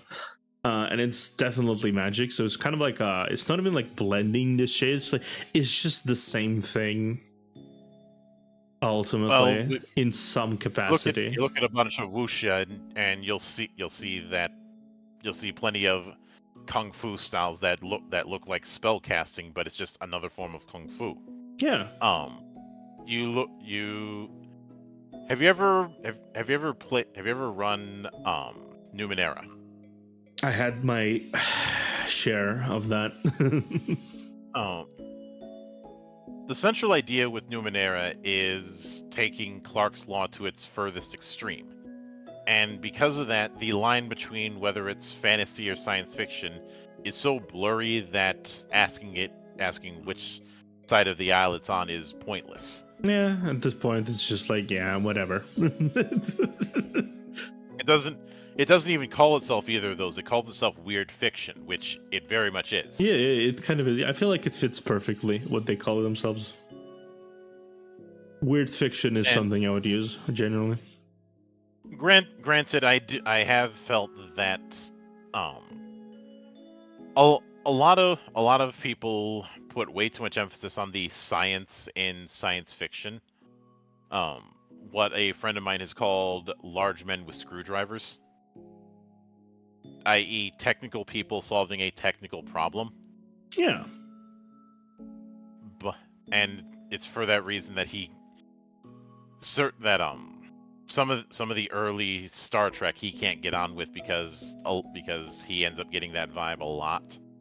I would pin a lot of that on Roddenberry, if I'm being honest. But you have this notion of needing to have everything completely grounded in the science of the time, but that's not really that doesn't really fit with what science fiction is meant to be. And truth be told, it's like the realism crowd. I understand where they're coming from, but they're barking up the wrong tree, as it were. Yeah. And yes, it's kind of like the folks who get up in arms about, say, suppressors in films and how they don't actually make that zip noise that you often see in films. But at the same time, that's not worth focusing too much energy on. Yeah, there's no real focus on that. Mm-hmm. I feel like a certain level of romantique, if you will, it goes a long way in adding a certain level of, I don't know, humanity to things, almost, like, in a way. Like, I'm not exactly sure how to explain that, but like, if it was perfectly realistic, I would not really enjoy it as much myself, because it's just like, what if I want to be hearing realistic guns, I can just go and blast my ears with a rifle somewhere, like in the field, you know? There's why do you think mil-sim games like Arma are so extremely niche?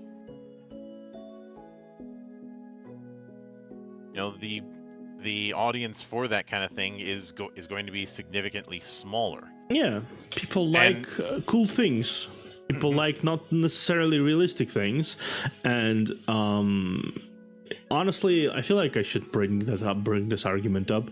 That same thing happened on in terms of like the aesthetics part of things, especially in the West, I would say, where people say a certain selection of people started pushing realism, quote unquote, on aesthetic side of things. You know, the looks and stuff. Right, but then you realize that majority of people, they don't really care about that. They just want to experience a good story or a good gameplay, and then watch someone cute be on screen. That's really all there is to it, right? Have you ever read the 7 Principles of Animation? Yes, I believe so. One of the bigger ones is appeal. And this is something that people have known about for over a century now.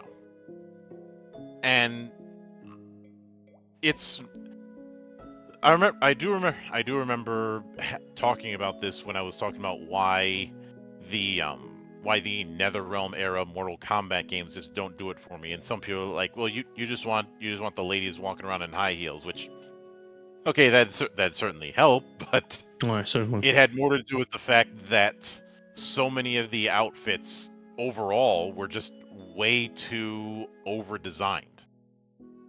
It's also the reason why a lot of designs in superhero movies just don't do it for me. Obviously. Because there's this it's almost like there's this feeling that you have to try and justify every little bit of a superhero outfit and you end up making it look ridiculous in completely different ways. Yeah. I always enjoyed very simple superhero outfits like Lobo. Well, he's not exactly a superhero per se. Like he's a very not even neutral character. How would I even call him? Chaotic neutral? He's the standard chaotic neutral merc. Like Lobo from Marvel.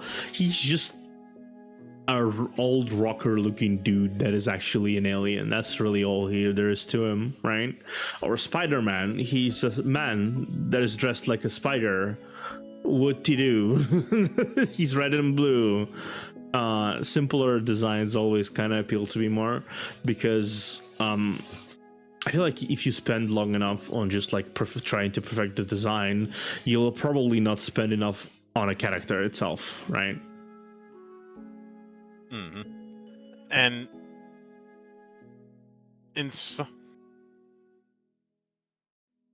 in a lot of cases, the people who will argue in favor of those kind of designs will talk about realism or how it'd be unrealistic for somebody to walk around in spandex, and I'm like, I've seen people dress far worse out in public.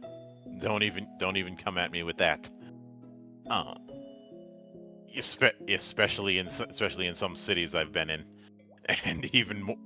And let's be honest. Is there any superhero outfit that can match the level of ridiculousness that you see that you'd see during, say, a Mardi Gras parade or any of the festivals in Rio de Janeiro or like I said, the Mardi Gras parades in New Orleans? Or even like some random bullshit, like, for example, I just imagined in my brain what happened back then when I was in college era and I was trudging through like knee-high snow in a maid dress with my height and everything, and it's a whole story. I don't remember if I told you about this ever, but that's just like there's things I have dressed myself in weirder things like genuinely than some people claim that it's quote unquote realistic to not dress up in. Hell, like the thing is with the realism, I feel like the most prime example of that I feel like happened recently with what it's called the Stellar Blade or something like that. Yeah, that one, and people complained that this is like an unrealistic character that has unrealistic body proportions, and in actuality it was completely body scanned and copied from an actual woman who's like a part of the development team. And what do you say to that? Right, it's like it's so unrealistic that there is a person with that body type out there, at the very least one. An analogy that I like to use is believability over realism, i.e., make me believe. It's loosely inspired by the concept the tagline, I should say, from the original Superman movie, the whole "you will believe a man can fly." Yeah. Also, after doing a bit of digging, I found a close equivalent to the meme. You know, normal superhero costume, then MCU superhero costume, and just all the ridiculously excessive details that are needed, or not needed, but people on the costume department, I guess, think that they need to do it. and it ends up looking completely wrong. Yeah. This is where you get Batman's suits gradually looking more and more like power armor in say the Arkham games, for instance. Yeah, and even and outside bat of that. nipples in that movie. Well,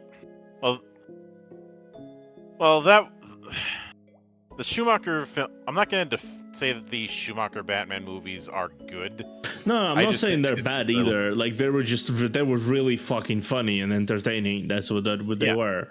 Well, yeah. I've had a theory that because of the controversy that happened with Batman Returns, that Warner wanted something more family friendly, but also as dark as the first movie. Yeah, Hollywood's never figured out the whole can't have your cake and eat it too. Yeah, Whereas they still haven't. Whereas I think Schumacher wanted to do something more akin to the Dick Sprang era of the comics, which incidentally is the same run that we got the Adam West TV show from. Yeah. And you have a classic case of the higher ups wanting one thing and the director wanting another, and if you need to know how that usually turns out, look at, say, Spider-Man 3 or Star Trek 5 for that. Yeah. Honestly, I feel like when it comes to pandering between like fights between directors and stuff, like there's obviously still good ideas in products like Spider-Man 3. Obviously, there's still good ideas and shit like that is interesting, right? But then you look at the jarring cuts between segments, like you see the way the symbiote got like taken from the Peter Parker, and then you see 5 minutes earlier to that you see, come on, what was that? Like it didn't really like jive together between like the story that I had always heard regarding Spider-Man 3 was Raimi wanted to focus more on the Rogues Gallery from the 70s. Sony wanted Venom. And the two of them didn't see eye to eye. And that's why there's whole 15 minutes of Venom in the movie. Mm-hmm. Like they wanted to do the symbiote story arc, and he had other ideas. Because he wanted to do the classics Rogue Gallery from the Amazing Fantasy comics. Like I think one of the future plans he had was to use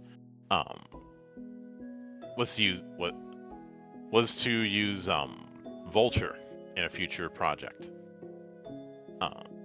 I also remember hearing rumors about wanting to utilize Shocker, and I think Vulture would have been a bit of a stretch. Shocker you could get away with, especially if you want to give the budget to the special effects team. Oh yeah, Vulture. I mean, Vulture worked in Marvel's rendition, even though it wasn't really that creative, I would say. Like, I guess that's also a thing about this. Like, I feel like even if we round back to TTRPGs, it kind of applies, but the pursuit of almost realism and adaptation and whatnot kind of rendered Vulture in the Marvel movies into some unrecognizable drone guy. Like, he's not a vulture, he's just some dude. Yeah, this idea of this is why I do the whole believability over realism, because one might argue that the idea of somebody making a winged suit so that they can give themselves human powered flight is ridiculous. Although I'd say is that really ridiculous when Red Bull hosts the Flugtag event every year? Have you ever been to Flugtag? Yeah. Some of the contestants are very unique. Yeah, they are very determined. I want to say like that. They're very determined. to make something work. For those unaware, Flugtag is a human-powered flight event. Yeah. Yet, and the only rule is you have to make something that is human-powered. You can't have any engine or anything like that. And people get creative when it comes to it. The idea is to try and fly as long as you can, and fortunately, there's usually a pool or something like that you are going to crash into. It's not you're not going to clear the pool. You are going to crash. It's an inevitability. No. It very much feels like something in the spirit of the early days of aviation, where everybody involved with trying to build planes was on some level of crazy. Yeah, because you have to be seen as you are trying to conquer the skies in a world that is not conquered by the sky, where the sky is not conquered. Yeah. Yeah. Maxim, yes, the same guy behind the Maxim gun, insisted on trying to make a plane that was steam powered because he didn't trust gasoline. He was right not to. Well, keep in mind that even for his day, he was old-fashioned. Even if he's credited with one of the earliest examples of a machine gun. Oh yeah. Although, like I said, when it comes to the world of invention, you've got plenty of crazy. But if I were to shift into an example in both fiction and in TTRPGs of a genre that feels like it's stuck in a traditionalist thinking, I'd actually say cyberpunk. Yeah. Like a lot of cyberpunk is way too rooted in 1980s futurism. Because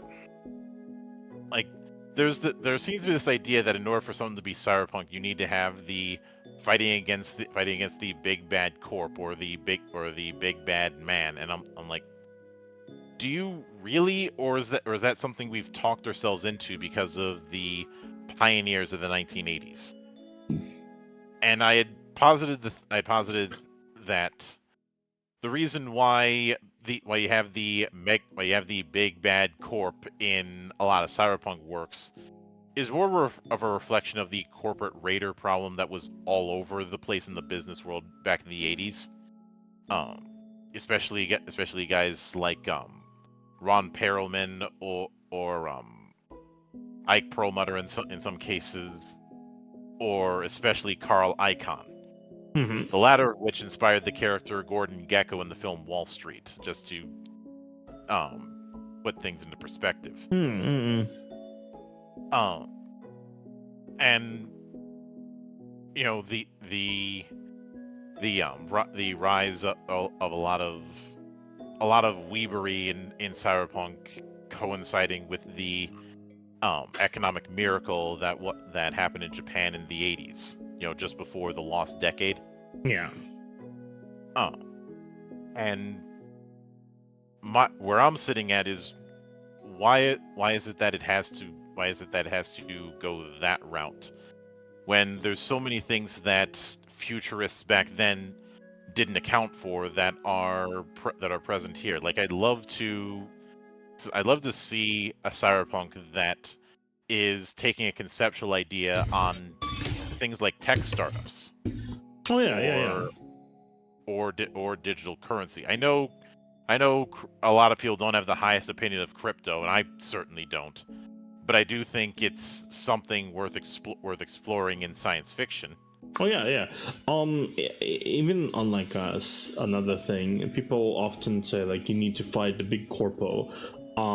I feel like it would still be a cyberpunk story under the right circumstances, even if it was just about like a band of like say rocker people just playing some gigs in a nightclub that would still be cyberpunk, but still people don't really realize that, and they attribute it to the neon lights and to the computer aesthetic, as you told. Yeah. But I definitely feel like there is a big room of improvement of that entire genre if you cut it off a little bit, just a little bit. A lot of that computer aesthetic, one could say, is reflective of the fact that you had a lot more. You had this explosion of consumer technology in that same time period. Especially since the seeds for that were planted in like the 70s. The reason why you see some cars or the like have that pointless wood paneling is because there was genuine phobia of plastics. Even the first story that Pertwee's run with Doctor Who did leaned into that. Yep. I remember that. I didn't really know the context for that back then, so it was just like completely randomly. Oh, by the way, the first monster of the show, which was the first monster for me because I started with the second series, with the reboot series. First monster of the week will be the plastic goo thing monster Majingi. I'm like, okay, that's the thing then. Mm-hmm. And in that same vein, when we talked earlier about that whole tradition thing, we brought up Tolkien. The way I've often said it is, I resent the idea that if I'm writing a fantasy story, that's what I have to do. If I'm writing a cyberpunk story, I have to do something akin to Blade Runner. If I'm writing a space opera, that I have to do something akin to Star Wars. And it's not, if I want to do that, that's not the issue. It's the idea that I have to, and I'm not given a sufficient reason why I have to. A lot of people will argue expectations, but if we look at a lot of breakout successes in storytelling, they were not following expectations is just one step removed from trend chasing, in my opinion. Yeah. Expectations are born from something, often are born from established rules, and established rules often include trends, which means you're basically mostly indirectly chasing trends. Mm-hmm. When you do something that is like highly formulaic and highly possible, it's often just kind of a crutch more often than not. Yeah. I had done a lot of studying to figure out what was it about the aesthetic in a lot of console style RPGs that I found appealing so much. And the best way for me to describe it is that in going for a more comic book like approach, instead of trying to simulate some point in medieval history, you're able to have a bigger variety in character design and whatnot. Even in something that you would think would lean more into a medievalist approach, like say, I've used Elden Ring too much as an example. I'll use say the Japanese entries in the Wizardry series. You can still have a variety of color. You can still have a variety of design that will stand out and have its own identity. Even something that is going to have a more European aesthetic, like say Dragon's Dogma, you can still see that design ethos, because of the fact that instead of treating one particular era as this is what you have to be drawing from, you're drawing from a bunch and creating something new out of this combined whole of disparate parts. Mm-hmm. Yeah. And when even if you look at the original Dragon Quest, you certainly have this, and it certainly doesn't hurt having more manga style artists handle this. And I'd actually argue that if I was ever in a position where I was writing a quote unquote WRPG, I wouldn't hire the standard kind of artists. I would hire comic book artists. Oh yeah, definitely. Comic book artists are definitely they're the maestro when it comes to like what we enjoy in terms of like storytelling. Even though the comic book industry is not really particularly thriving currently because it's currently being controlled by people who are not particularly who don't have particularly good interests in their minds when it comes to the productions. No. Are you familiar with Hanlon's Razor? Yeah. That's where especially since they keep wanting to try and sidestep the fact that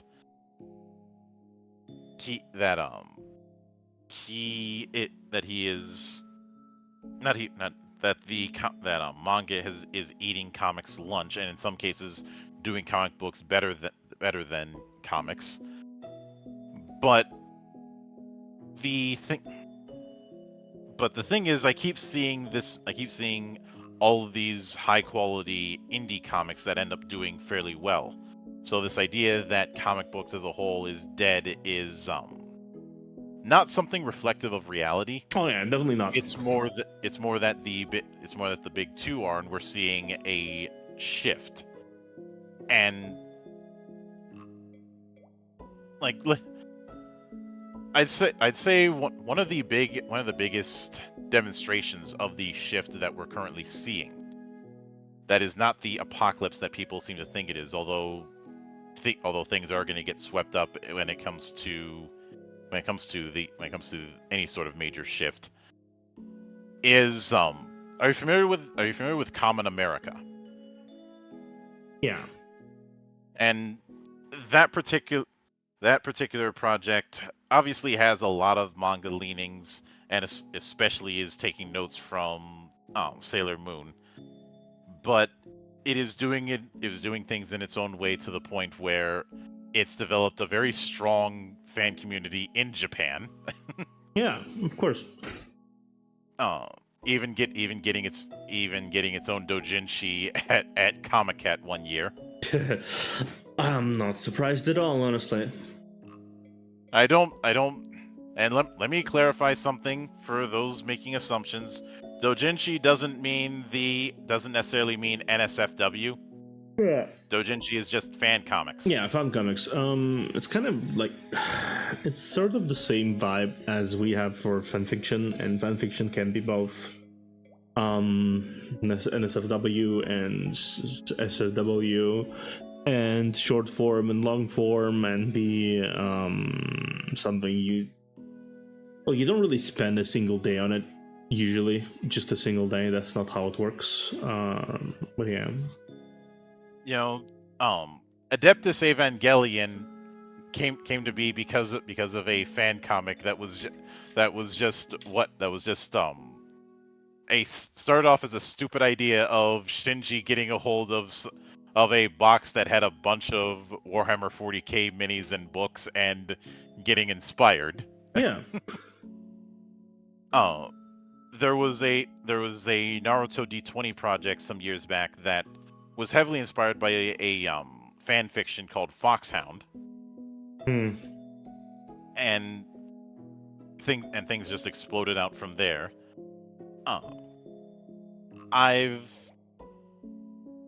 Obviously, someone could argue that the reconstructions that I've done on my channel could qualify as fan fiction.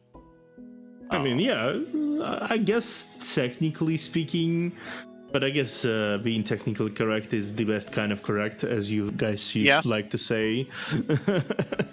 Well, when it comes to those reconstructions, one thing that I've tried to make clear is I do not consider them fixes. I consider them an alternate take. You know, changing a few things at the foundation and then seeing where it goes from there. My favorite of those is the one we did with The Legend of Korra, but I'm also fond of the extensive amount of stuff we did when it came to trying to reconstruct Ruby. Oh yeah, that's a whole different bag of chips. And I will admit, when I found out that Rooster Teeth had gone belly up, I did make the joke that somehow I was able to make a complete story and they weren't. That sounds like something.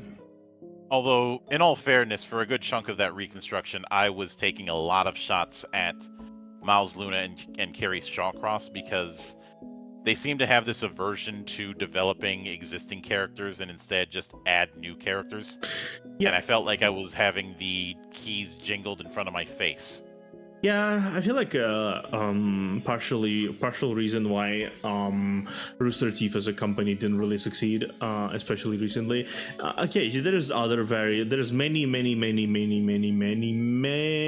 reasons why, right?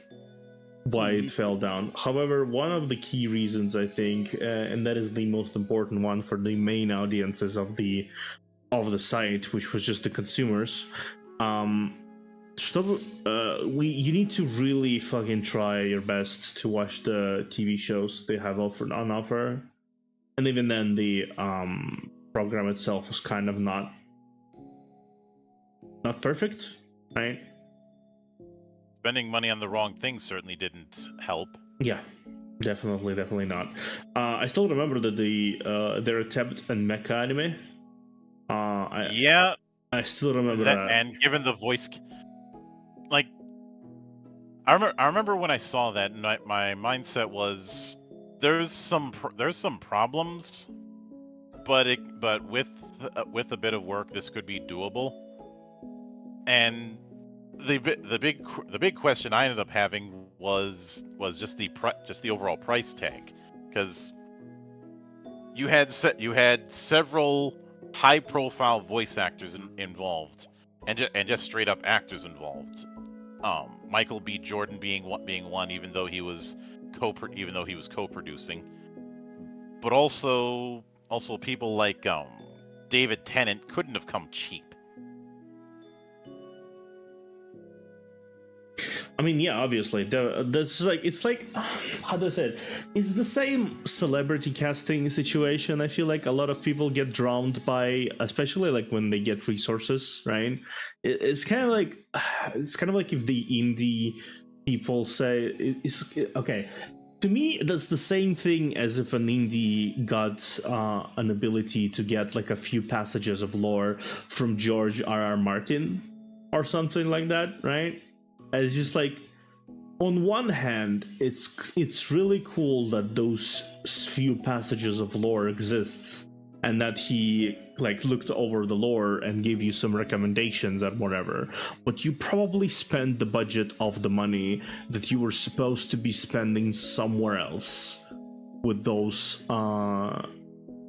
money you spend on George R. R. Martin giving you a very simple advice on such shit and giving you a few passages of lore, right? That's the same thing. I feel like those same money that was used on the fucking voice actors could be used on anywhere else, really. Writers, more animators, and it's just like, and it was such a big flop. I don't think I have seen any original pieces of cartoons or media since then. Maybe. No, there was one more, but like since then, nothing really happened. There's been a few. There's been a few that I've seen here and there, but for me, I can definitely say that any goodwill I had for, say, Genlock ended with season 2 when they decided to bring a whole different animation studio who hadn't done anything of worth. Mm-hmm. Like they brought in the same studio who had done stuff like Planet Sheen and Fanboy and Chum Chum, neither of which is well liked. but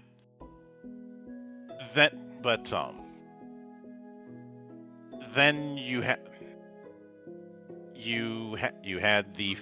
all of the different dramas that happened with say RT, and moreover, and this is a real telltale sign when something's going to be on the decline, is when everybody who's involved with it, from the higher ups to the fans, stubbornly refuse to admit that there's a problem.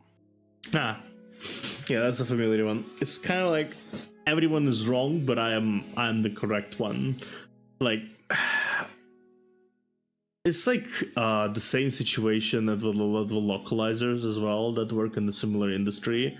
They refuse to admit that they're in the wrong, and they refuse to admit that there's just then they want everybody's pity when the possibility of them getting their localizations replaced with AI comes around, which I'm ambivalent on the AI question. That's a whole other can of worms.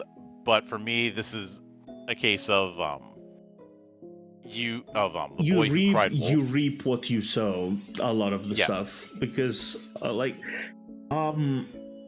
feel like it's genuinely if you boil down like literally everything we mentioned in this entire conversation, which somehow managed to be somewhat vaguely connected, I feel like pride would be something I mentioned as something that is like connective tissue here.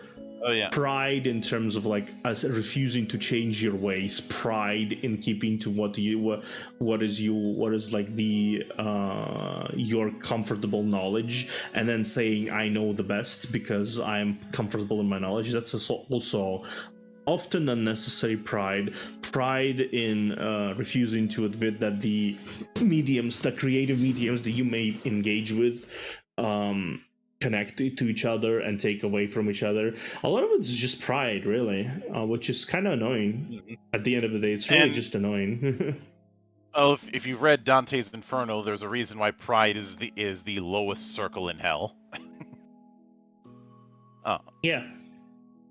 I should say that if I have to be pedantic, the Divine Comedy, but most people are going to refer to it as Dante's Inferno. Yeah. I feel like it's just kind of like a established thing at this point that it's called like that, even though it has a different name altogether entirely, right? It's still an established name to call it that specific name, right? But I'm just sitting here like contemplating, and the entire conversation so far really has boiled down to pride.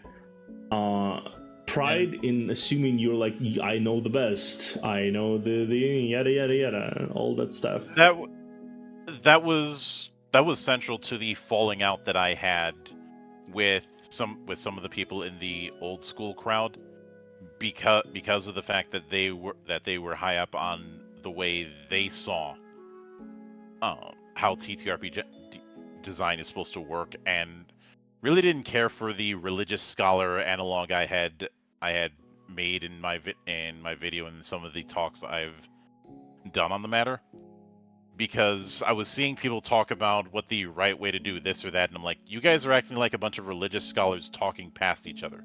And I've been in religious debates. They're fucking boring. Yeah, I've been in a few of those. I'm not exactly something you would call a believer myself. It's just life. Yeah, this isn't a faith question per se. It's more of a lot of people talking to hear how smart they think they are, instead of actually coming up with solutions. Yeah. It's kind of like a I'm gonna pat myself on the back extensively, even though I'm not doing anything really particularly productive kind of situation. Which, it's very easy mindset to fall into, honestly. Like, it's super easy. And I will only speak for myself, but even though I've gained a reputation as a TTRPG expert or something like that, I don't try and act like I know everything there is to know about the subject matter. I'll sometimes rub it in if I think somebody is acting like they think they know better,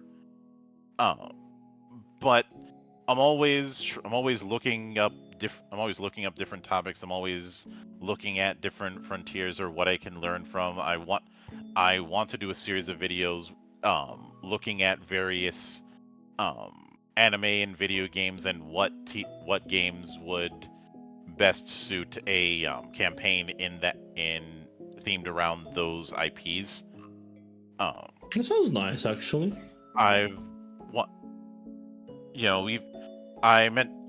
We mentioned this during the Q&A last week, but when Zan and I had said that we looked through everything, we do mean everything. Mainline games, spin-offs, things that were tangentially related, concept art, unused concepts. Oh yeah. And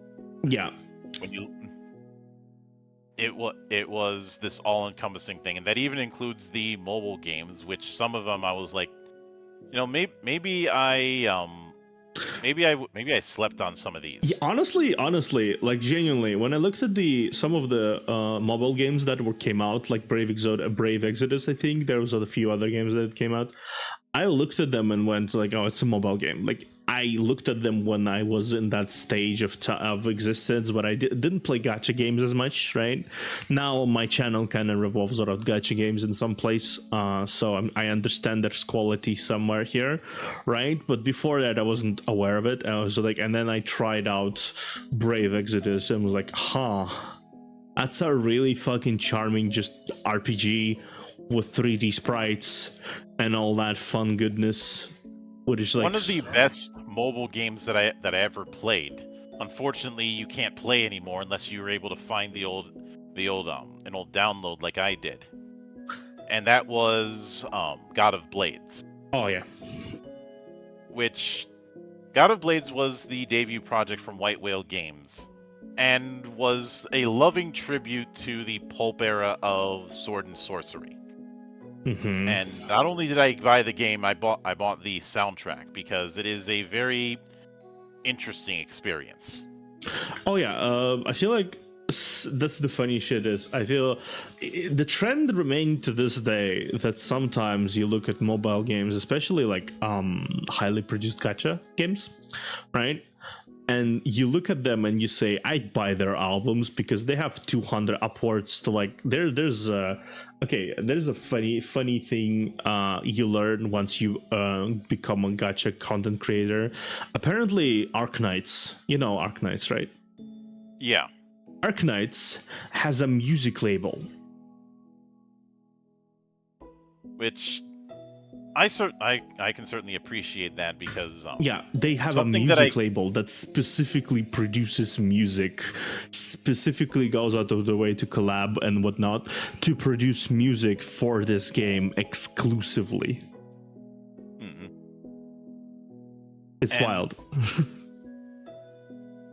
When I've talked about certain anime, I've talked about the importance of musical identity, and just when talking about some like soundtracking for games, that kind of thing is important because there's been an unfortunate trend over the last, I want to say 10 years, Mm-hmm.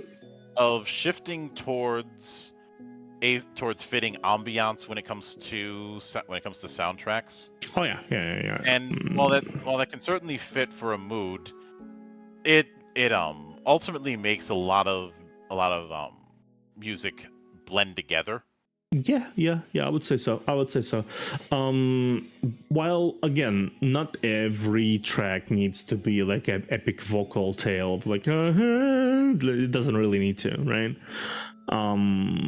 But we learned the hard way from Advent Rising that trying to make every part of the soundtrack epic ends up diluting the process or making it comical. Exactly. That's what I was speaking about. But like, there needs to be a certain variety of sound and mood. And I want to like quickly mention a game that I've been playing extensively on my channel. One of the probably most played on my channel currently. Path to Nowhere, right? It's a gacha game. Duh. Who'd have thought? that a gacha game guy plays gacha games. Would mind blowing. Anyway, they employ a tactic in that for example, they have distinct story events, right? And every event outside of the main story, every event has its own vibe that is absolutely unique to the event itself, and the soundtrack is built around that vibe. So, for example, you have the Quixotic Theatre, which is literally a story about traveling to a kind of like a supernatural theatre that sucks its victims into itself and places them into a role specific, which they dreamed of, quote unquote. Right, it's like the most dreamed of role. And then you have actual IRL performances in the middle of the fucking anime gacha game of characters, like of people cosplaying as characters and dancing and flipping around on like a shadow screen, and the music is based around that. The music's based around the concept of the musical, right? And then you have another event called Sweetie Susurration, right? And it's kind of like an 8-bit crushed, almost like a specifically built sound to induce nostalgia. And every part of that soundtrack exists to induce nostalgia in some vague way. Like it includes that old, that old effect of sound when you have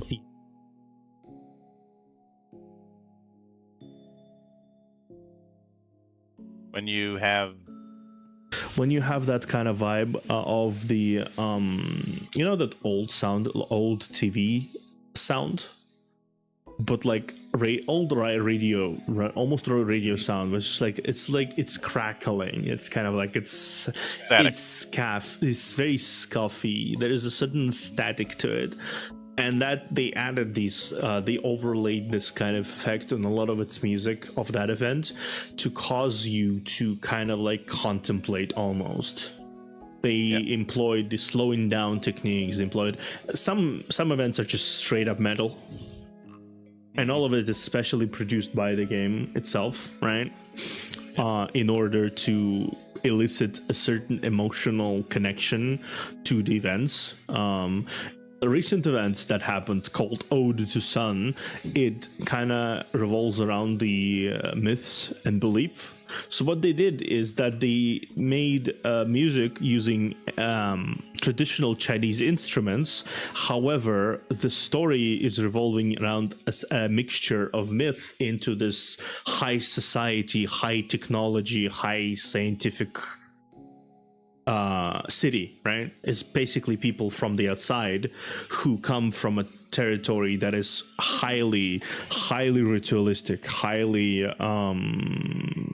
devoted to their folklore and myths and legends, right? And they come into a city that basically exists from people who compartmentalized everything to little like nodes. So obviously it's a clash, right? People who absolutely go in on science and people go in on the myths. So what the music is, it's a fusion between technological music and traditional Chinese music. Yeah. And that's kind of like that's the kind of like what I like in a soundtrack. I like when the game's music reflects the game itself. Mm-hmm. And you can tell a lot about the events and stories and whatnot by what the music is. It's cool. It's funny that you bring up that kind of fusion, since in the wake of the whole bullshit that's going on with Assassin's Creed Shadows, I've used that to try and get people to listen to bands like Whispered. Whispered is a fusion of traditional Japanese instruments and melodic death metal. Unsurprisingly, they're from Finland. Why am I not surprised? Because Finland has the most amount of metal bands per capita. True. and it's very clear on some level they were taking cues from Children of Bodom, who of course are fucking massive over in their native Finland. And but even with that, their first album was one giant tribute to the Tale of Genji. Like the first major track on it, Thousand Swords, is all about Musashibo Benkei and his obsession with collecting 1,000 swords from 1,000 duels until he meets Yoshitsune. They in their second album, Jinkiniki, which was more about mythological horror, they managed to make the Kappa threatening. That's a feat. Which is,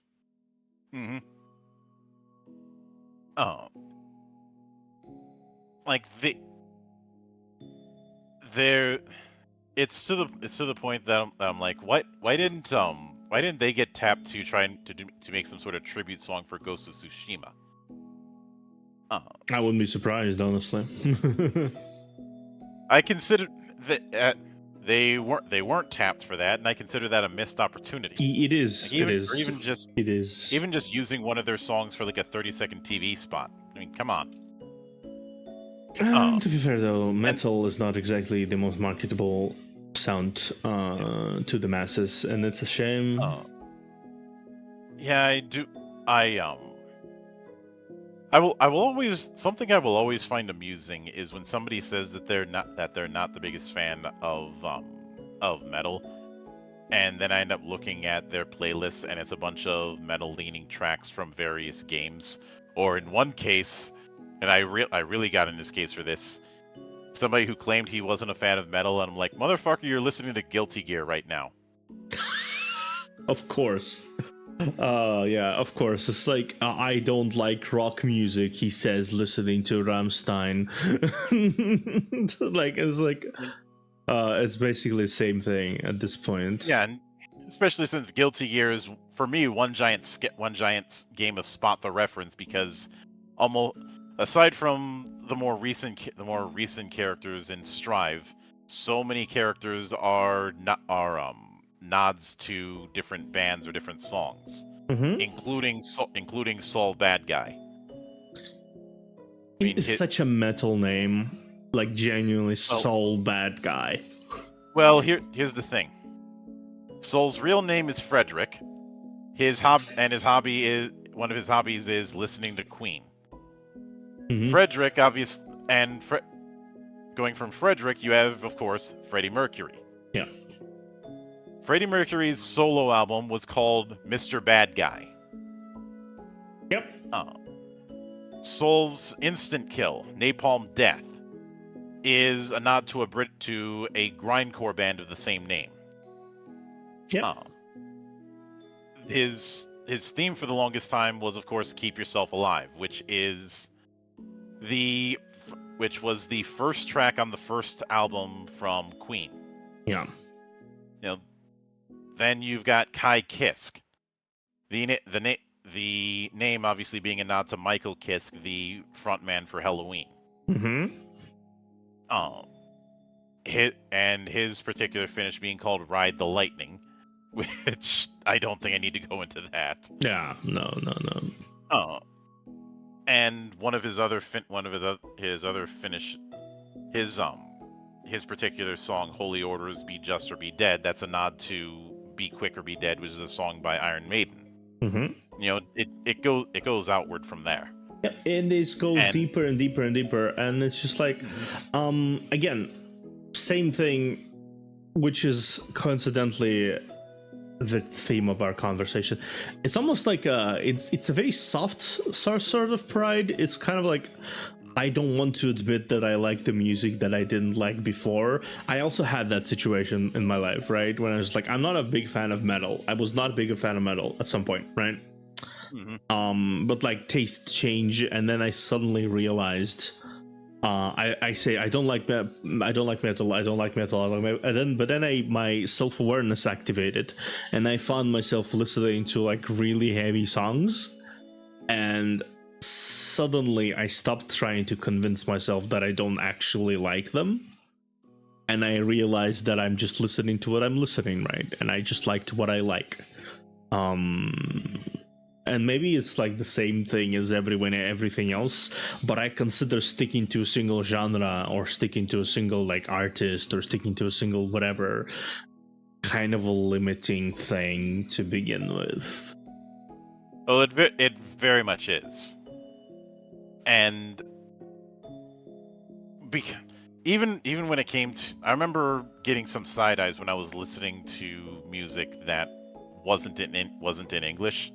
And my whole mindset at the time was, if I limit myself to just the language that I know, how many bands or how many acts that I would have liked otherwise am I missing out on? And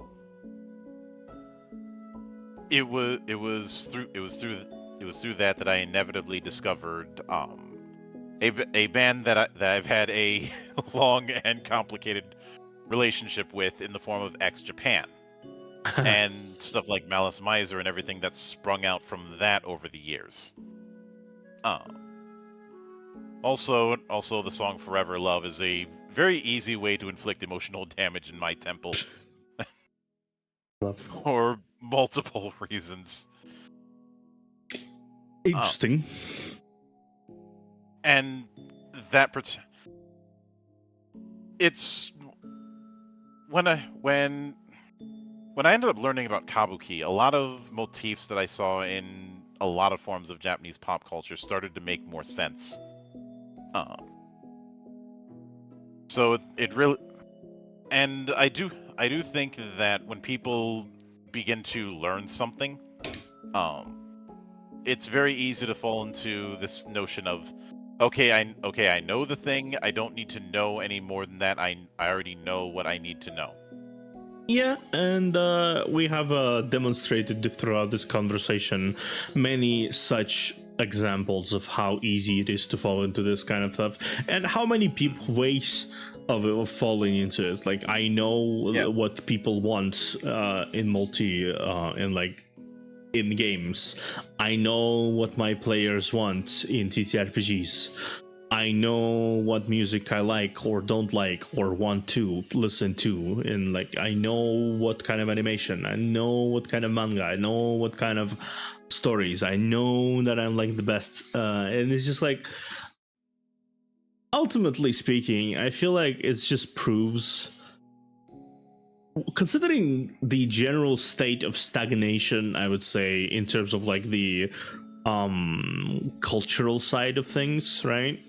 It's just because it consists of people who all decided to just sit down and be complacent on their laurels. Let's say it like that.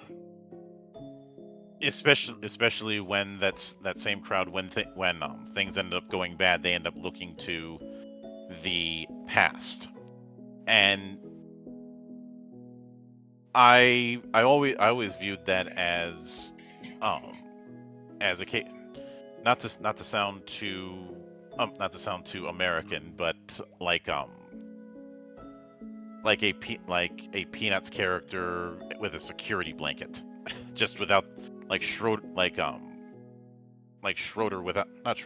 Linus without the piano skills, just still having a security blanket at that age, and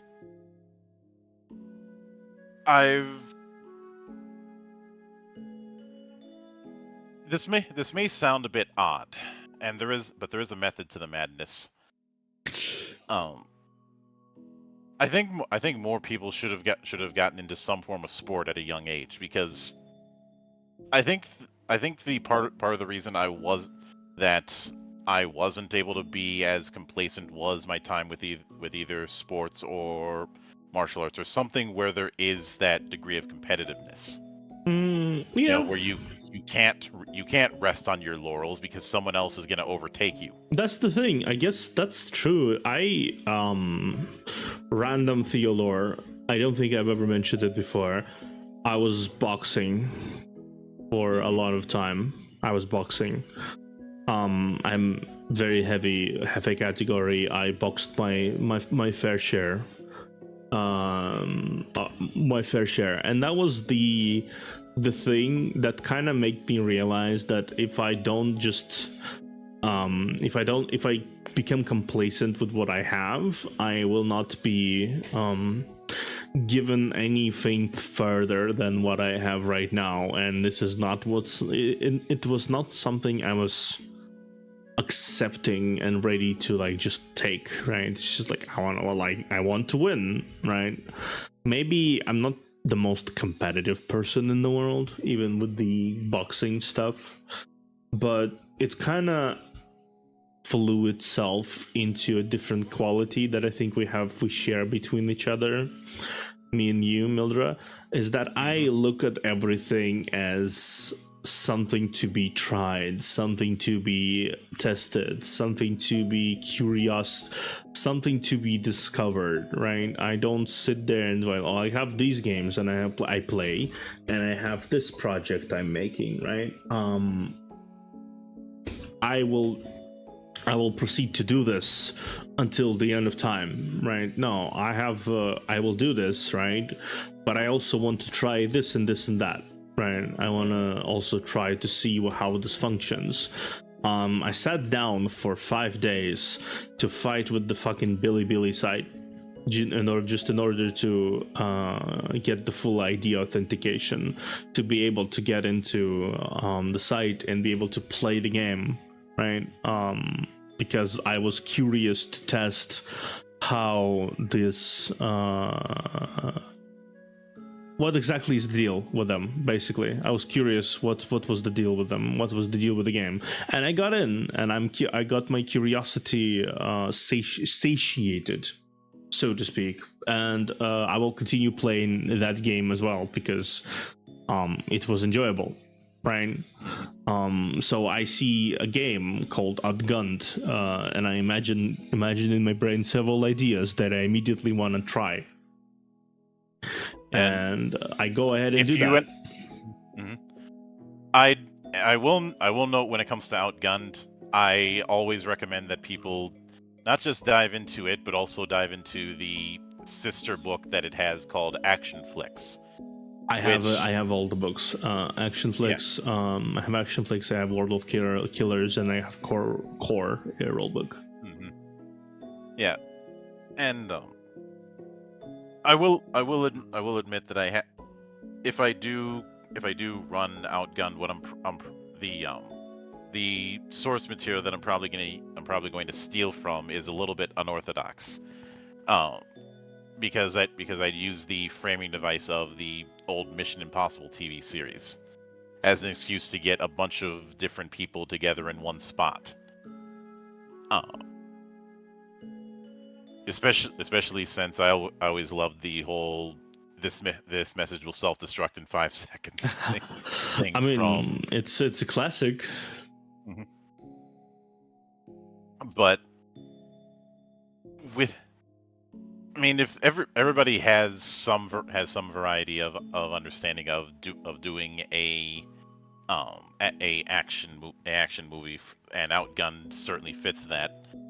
Although anyone who wants to take that kind of thing further, there is one book that I always recommend to people, and just in general, it's a great resource, called Blowing Up the Movies. That sounds about right. Honestly, that sounds about what we definitely need. Blowing up the movies. Blowing Up the Movies was Robin Laws wanting to showcase what you can learn about doing action scenes in TTRPGs by watching action movies, and this was right around he was the same guy who made the Feng Shui games, so it certainly is on point. Oh yeah. That's definitely something. Maybe I'll reference something out of that from later down the line. Should reread it sometimes. Yeah. And well, one of my favorite shooters is Fear, and the design and Monolith, when they were designing Fear, one of the things that they cited was the tea house shootout in Hard Boiled.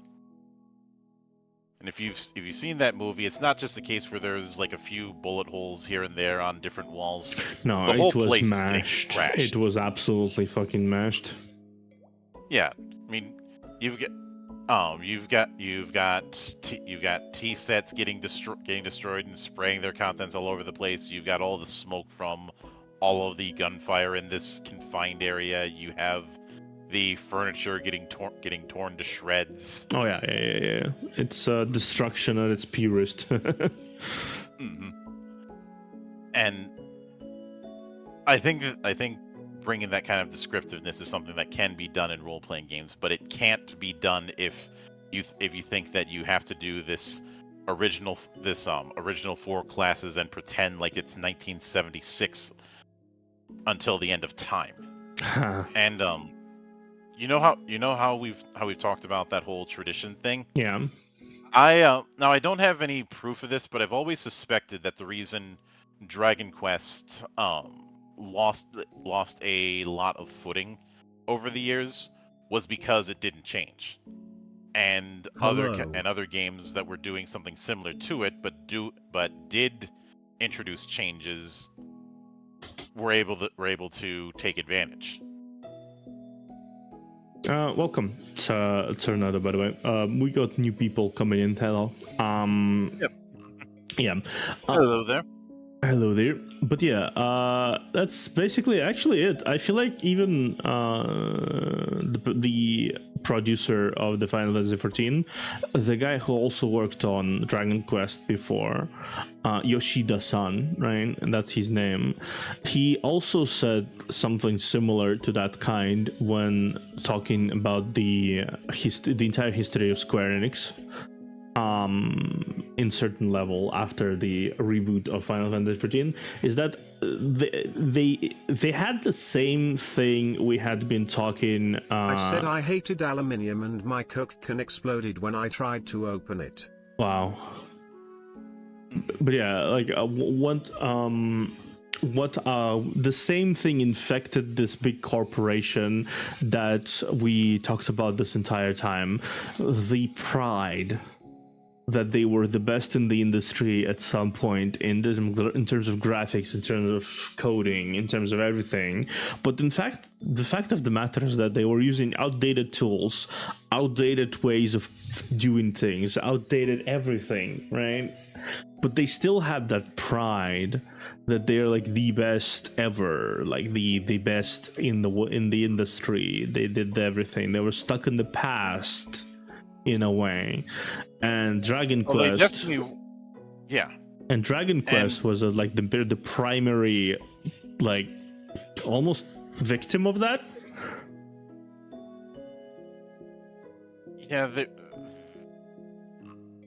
the it's funny you mentioned that because I do remember reading a postmortem on Final Fantasy XIII, and one of the things that was stated was that they ended up learning the hard way that the methodologies that they had been using in game development, the little design fiefdoms, weren't going to cut it in the HD era, because it resulted in these teams that were ridiculously bloated.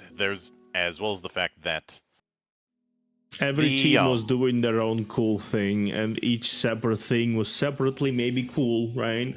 All of these components were awesome, they were interesting, they were intricate. However, there was no real person sitting at the charge of the table who looked at it and said, maybe not put a stamina system into a grindy quest system, or maybe not make these orbs explode when you need to farm these orbs, or something like that, right? It's just like completely stupid ideas that do not vibe together whatsoever. It was more that each of those fiefdoms had way too many people, so there were way too many people who were part of a grapevine when it came to communication. Was one of the things that was specifically brought up. Yeah, the grapevine of the communication, that's definitely it. The problem with the 14 which I think they carried over from 13 as well. Again, the grapevine existed, but it's also like these really prideful people who worked on these really cool projects and games, and they really worked their ass off. The whole, I worked on this successful thing back in the day, so I know what I'm doing. Exactly, kind of thing. Exactly, and that's basically what led to the to several various teams. They all had these like their own thing they were working on, right? And they all pulled it together, and then the localization team were the first people to realize, shit, doesn't work together at all. Which is kind of hilarious. And I've seen that kind of mindset a lot in the sports world. Like somebody who was successful at some point and thinks that they know how the current game is supposed to work, and end up being made into a joke. This is where you end up with certain teams bringing guys who were great 5 or 10 years ago, and thinking, hey, they managed to bring championships to these teams. Let's bring them in, and they'll be able to do the same thing. Oh yeah, totally. Because the game doesn't change at all. What do you mean? Yeah. Like when I talked to you in the past, I had mentioned that I had developed a passing interest in the KHL, the Continental Hockey League, which basically the primary professional hockey league in. I won't say just Russia, because I do think there's some non-Russian teams in that league as well. And I will admit my passing interest was because when I learned that Mike Keenan was going to be head coaching the team at Magnitogorsk, and while they were successful, he won the championship his first year. His second year, he got ran out because of what Mike Keenan does every time: pisses everyone off. Of course. That's a talent. I would say that's a very big talent. Like, if you look at his history, you'll see that he's great at getting success in the short term, but his aggressive style ends up getting everybody angry at him, and I mean everybody above him and below him.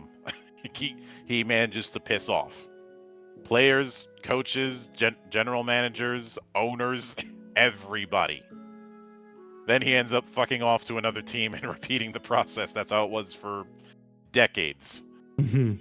I'd imagine the sole reason he ended up going to the KHL was because every other team in the US and Canada wanted nothing to do with him. I mean, honestly, I wouldn't be surprised. I genuinely would not be surprised. But because of the fact that he has technically won championships, people think, well, maybe he can bring a championship to our team. And not realizing the asterisk. Yeah, and would you look at that? Surprise, surprise! That doesn't work like that.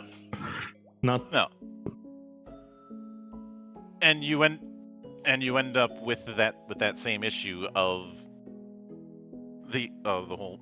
Hey, this guy worked out in the past. That's not saying that everybody who was successful in the past can't be successful in the present, but it depends on the field. Yeah, it depends on the field. The smarter people who were success. I think I know what you were going to say. The smarter people who had that success are smart enough to understand that they cannot keep staying to the success that they had. They have to change their game, and they have to update their methods, and they have to keep up with the times to be able to do that again. And if you want a perfect case in point with this kind of thing, contrast say Inafune with Iga.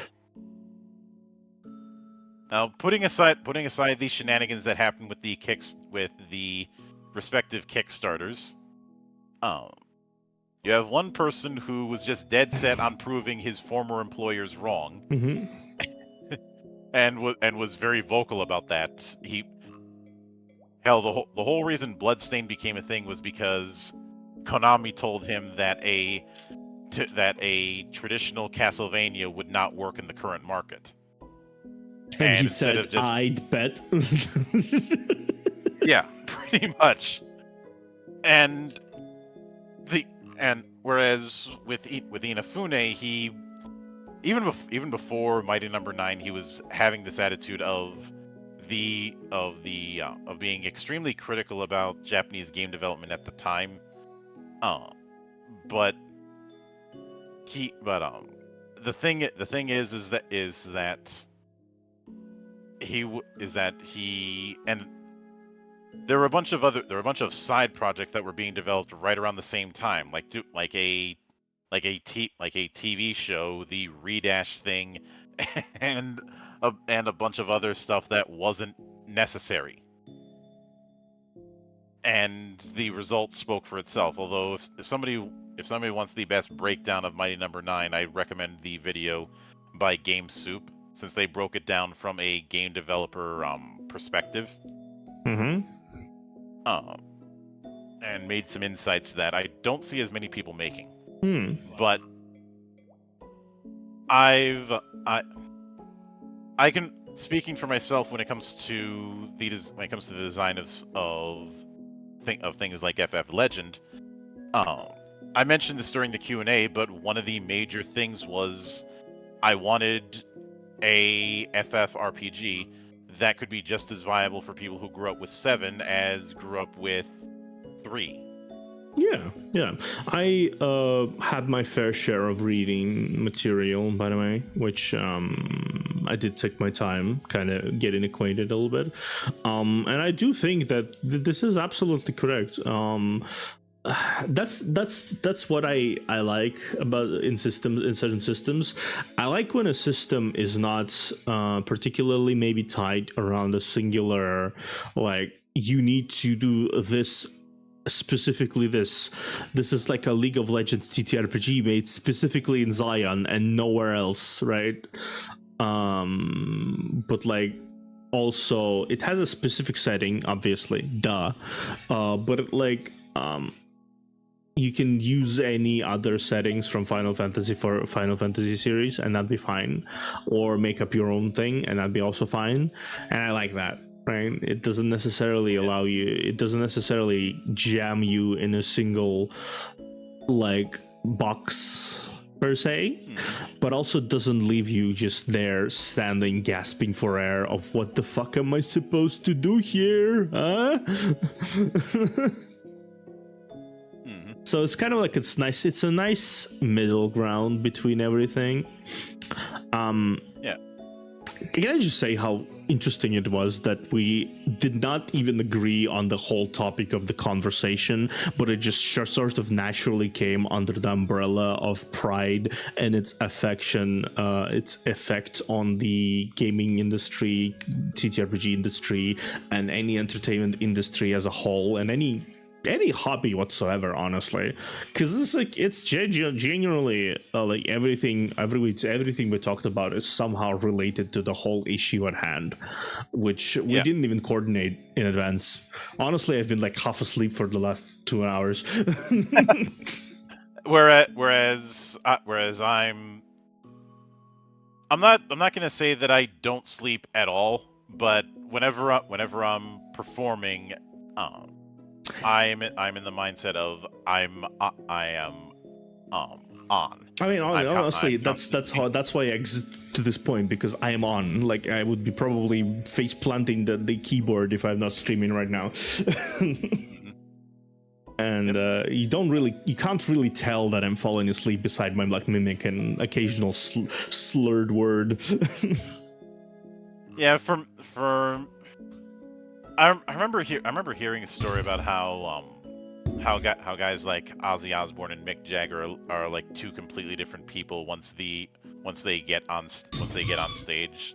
Like, people who are low energy off stage, but as soon as they get on stage, they just I actually legitimately am impressed with Ozzy. Like, Ozzy cannot speak coherently at his age currently. He's like, and then he goes into recording booths, especially like the music he released in recent years, and it's such a clear, pronounced, energetic. It was like, yeah. Like, okay, well, how is these two people the same person? I don't understand. It's like, And yeah. And because there's also the fact that, like I said, I've treated the direction that I do with the channel as a crusade, and it is funny that when I made that little cameo in the comment section of a previous episode, you had said that I was on the cusp of becoming a VTuber, and it's not like that was the plan. It was just when I learned about what VTubing was, I began to realize that it would be such a natural fit, because I was already one step removed from it, whether it be through me developing character art or doing things like establish.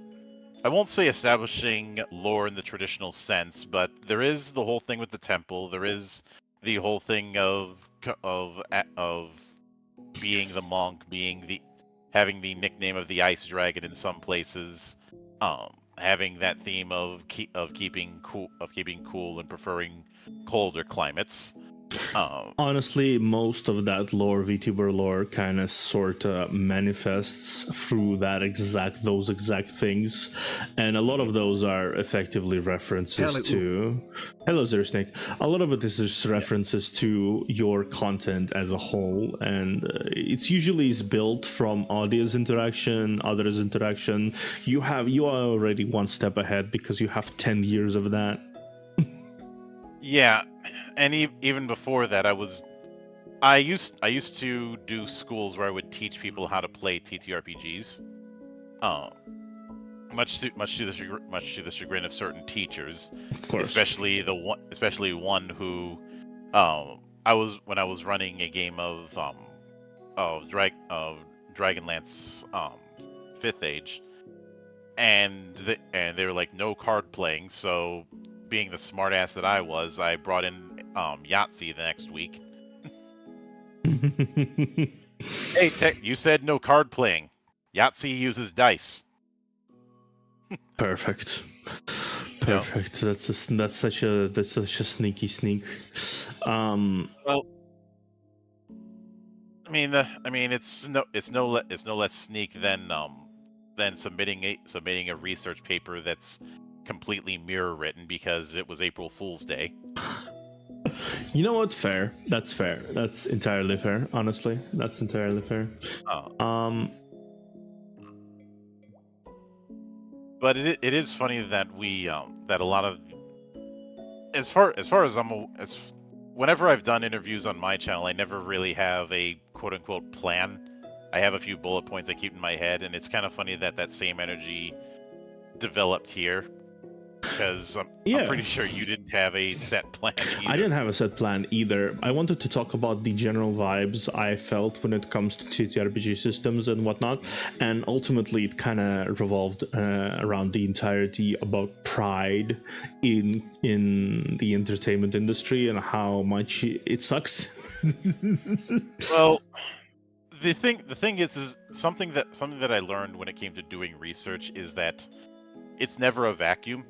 There's always these interconnections. Yeah. And that's in my interviews. That's why I open with the humble beginnings segment. With first timers, obviously, if somebody's a repeat guest, I'm not going to have them go through their origin story every single time. But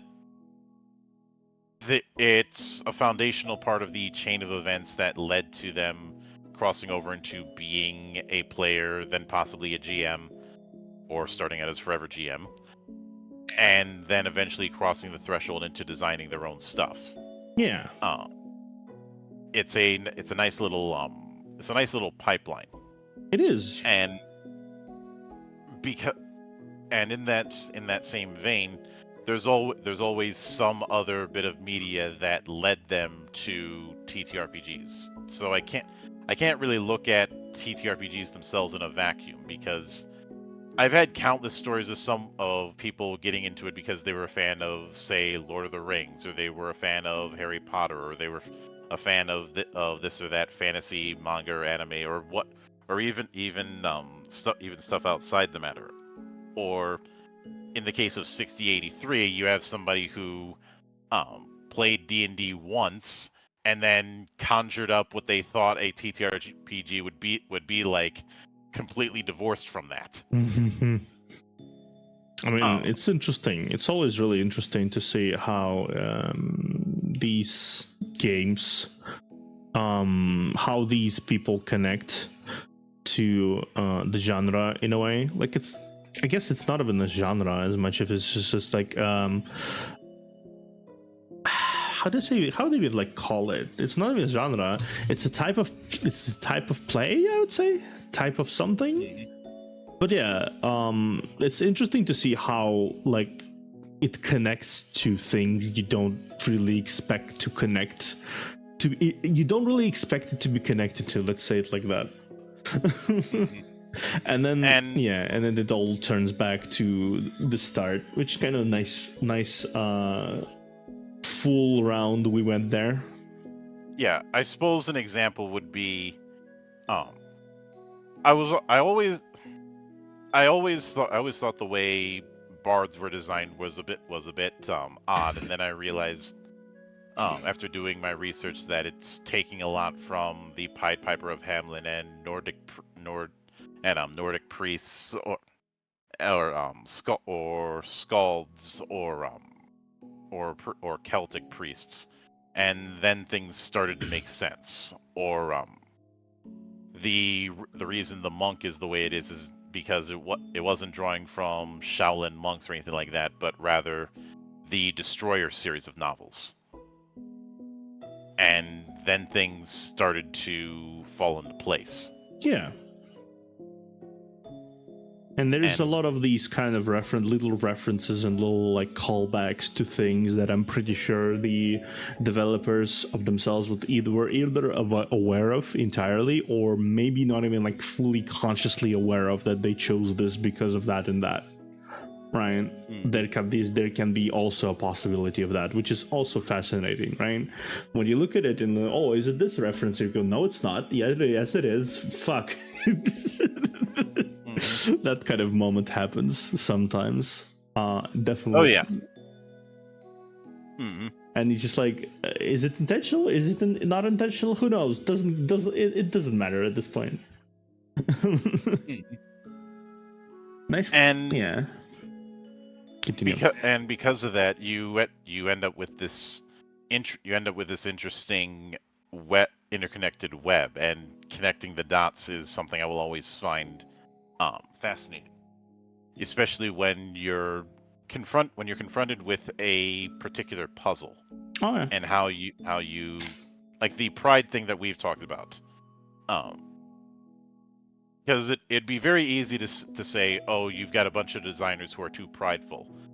The more interesting question is why, what led to it, and through understanding what led to it, you can more easily avoid it. Yeah. One particular site that was a frequent one I would go to is Web Pages That Suck which is run by Vincent Flanders, who teaches web usability. And the whole thing with the site is teaching good web design by showing bad web design. And his idea was by showing the worst, then you know what not to do. Did it work? I mean, yeah, he managed to bully some sites into fixing their problems, but it certainly made quite a career for him. He wrote 2 books out of the whole thing, and ended up coining the term mystery meat navigation out of it. Mystery meat navigation. That's interesting. It was to refer to refer to links on a given site where you couldn't tell what the destination of it until you moused over it.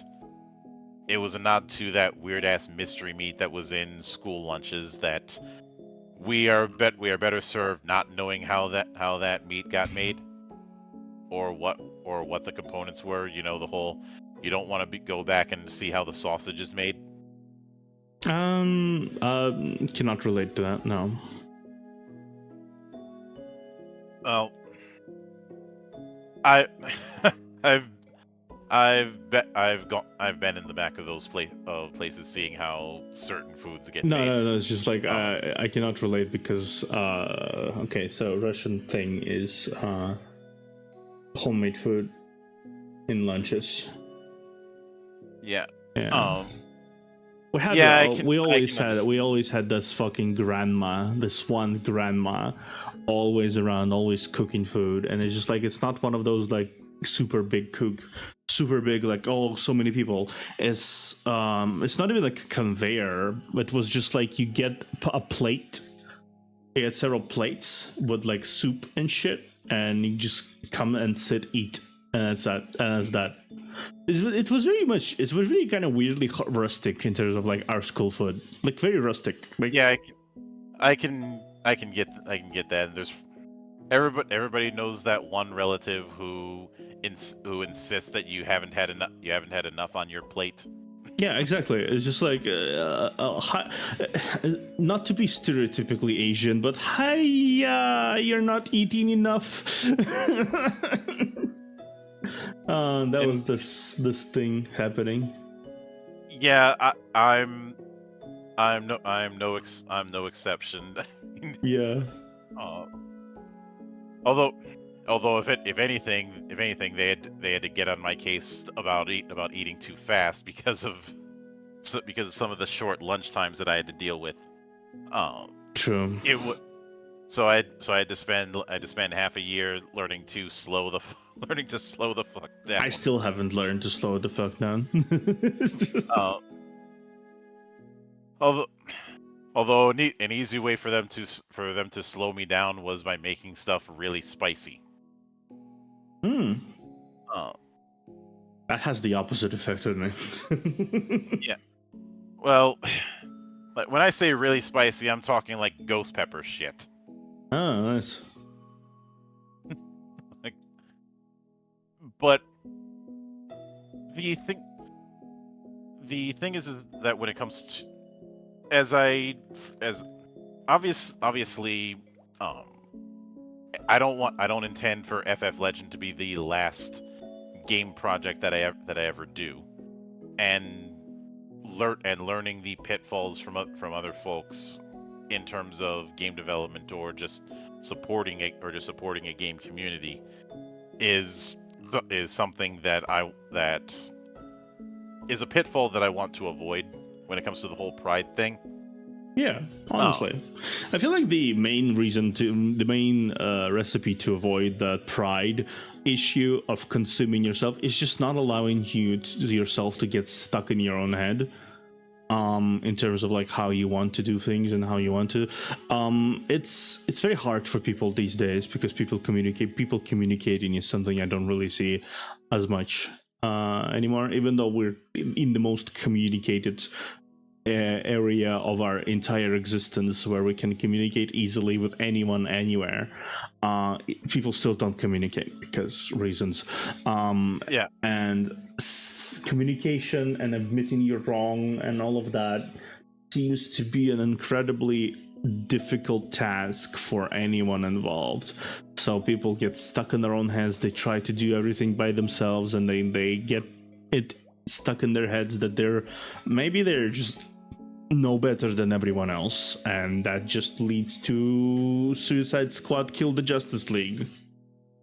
Oh God, I could do an entire show on that particular atrocity, especially since after its failure, Warner is like, we are going to be trying again and doubling down on live service, even though that is clearly not working. Yeah, but like it's just like genuinely, I feel like a lot of the writers involved there, a lot of the people, they're just the people who were there and not communicating with anyone else and not even like trying to understand what happened before. They just saw Arkham franchise and said, okay, wanna make a game in that. And then suddenly, like even just like small details, Harley Quinn, who has been a completely entirely different character in Arkhamverse, suddenly she becomes the usual caricature she's been described at when it comes to like comics recently, which I'm not a big fan of. Mm-hmm. She's just boring, honestly. She's just like she's a very limp dick version of an anti-hero because she's not committing to either side 100%, and she's kind of yeah, I describe it as a cargo cult version of Deadpool. Yeah, very much poor man Deadpool. Like that's a very pathetic attempt to replicate Deadpool. It's a case of trying to do Deadpool while on a outside looking in or surface level kind of thing. Yeah. Is why I compared it to a cargo cult. Yeah, and it's just like, sure, people don't really like to think much as well, which is, I don't know if it's a hot take or anything, but like people don't really like to think. The most consensus I give about the character is like, oh, she's gay with poison ivy or something. I don't give a fuck about that, right? But like, well, you remember when you talked about resting on laurels? Yeah. You've got a not insignificant amount of people who think that by having a character be a certain ethnicity or a certain orientation or whatnot, that they've done their job. And the thing is, you can have your representative as much as you like, but at the end of the day, you still have to actually deliver a compelling story, a compelling character. See, that's the thing. I maybe I'm not the right mentality for it, but I don't really give a shit for you to represent me in any capacity. I don't really understand what's the point of that. That's not. Are you familiar with the old story of the Emperor's New Clothes? Yes, of course, yes. That is what always comes to mind in these kind of situations. Because you have in my opinion, a well-written character whose narrative is more universalist. Yeah. Will have the best potential yield. Yeah, obviously. A character who is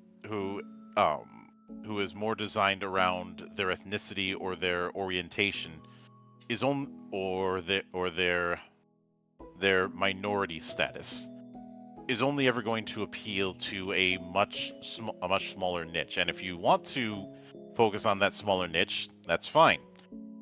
But if you do that, you have to deal with the consequences of not getting as many eyes on it, or even worse, driving away potential eyes because of how you approach things. Yeah, like it's just like maybe it's my thing as well. I don't know what it is with me, but like when I look at like I have several statuses myself, right? Like I am whatever, right? I am very much in that ballpark in terms of like existence, right? I don't really give a fuck about any media characters being the way I am, because I am me and they are them. And they should be different people, different characters from me. I don't want them to be me. I got myself thrown off of a forum because somebody was going on that spiel, and I posted an image of Narcissus looking at his reflection in the pool, and just said same energy. I mean, it is. It's like people really want to see reflections of themselves in things, and I'm like, why? What does that give you?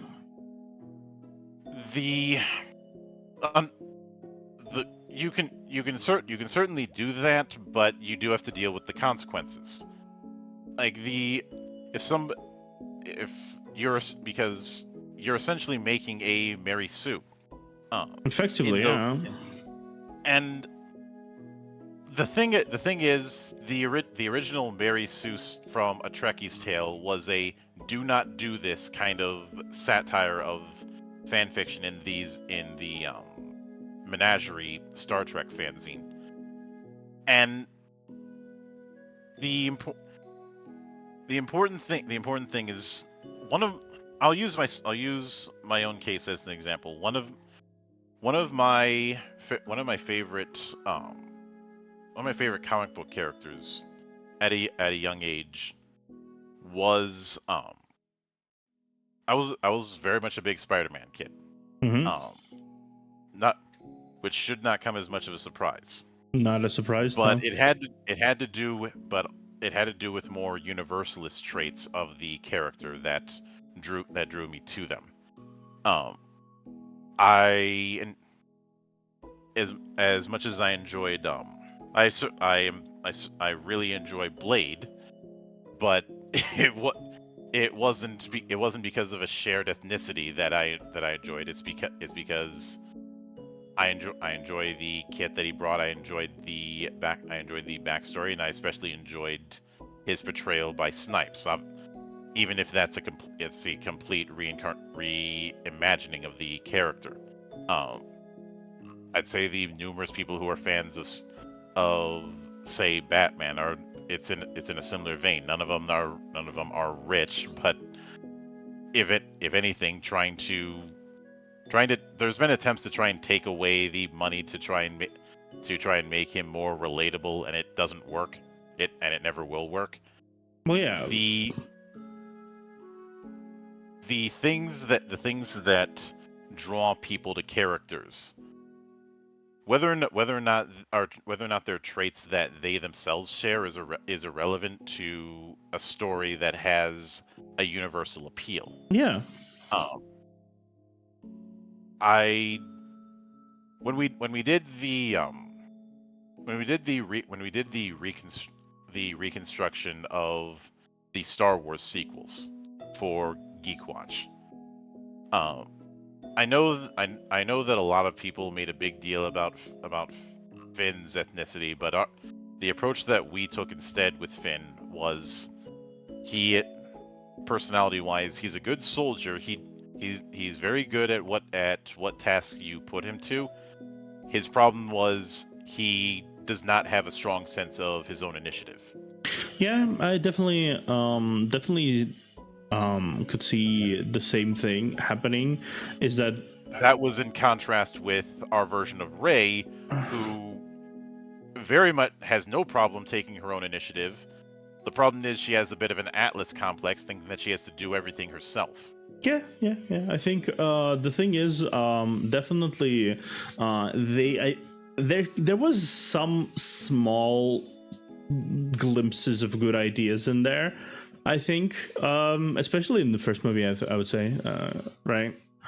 In first movie of the trilogy. And with our reconstruction, that we want characters are just as much defined and just as much appealing due to their flaws as much as anything else.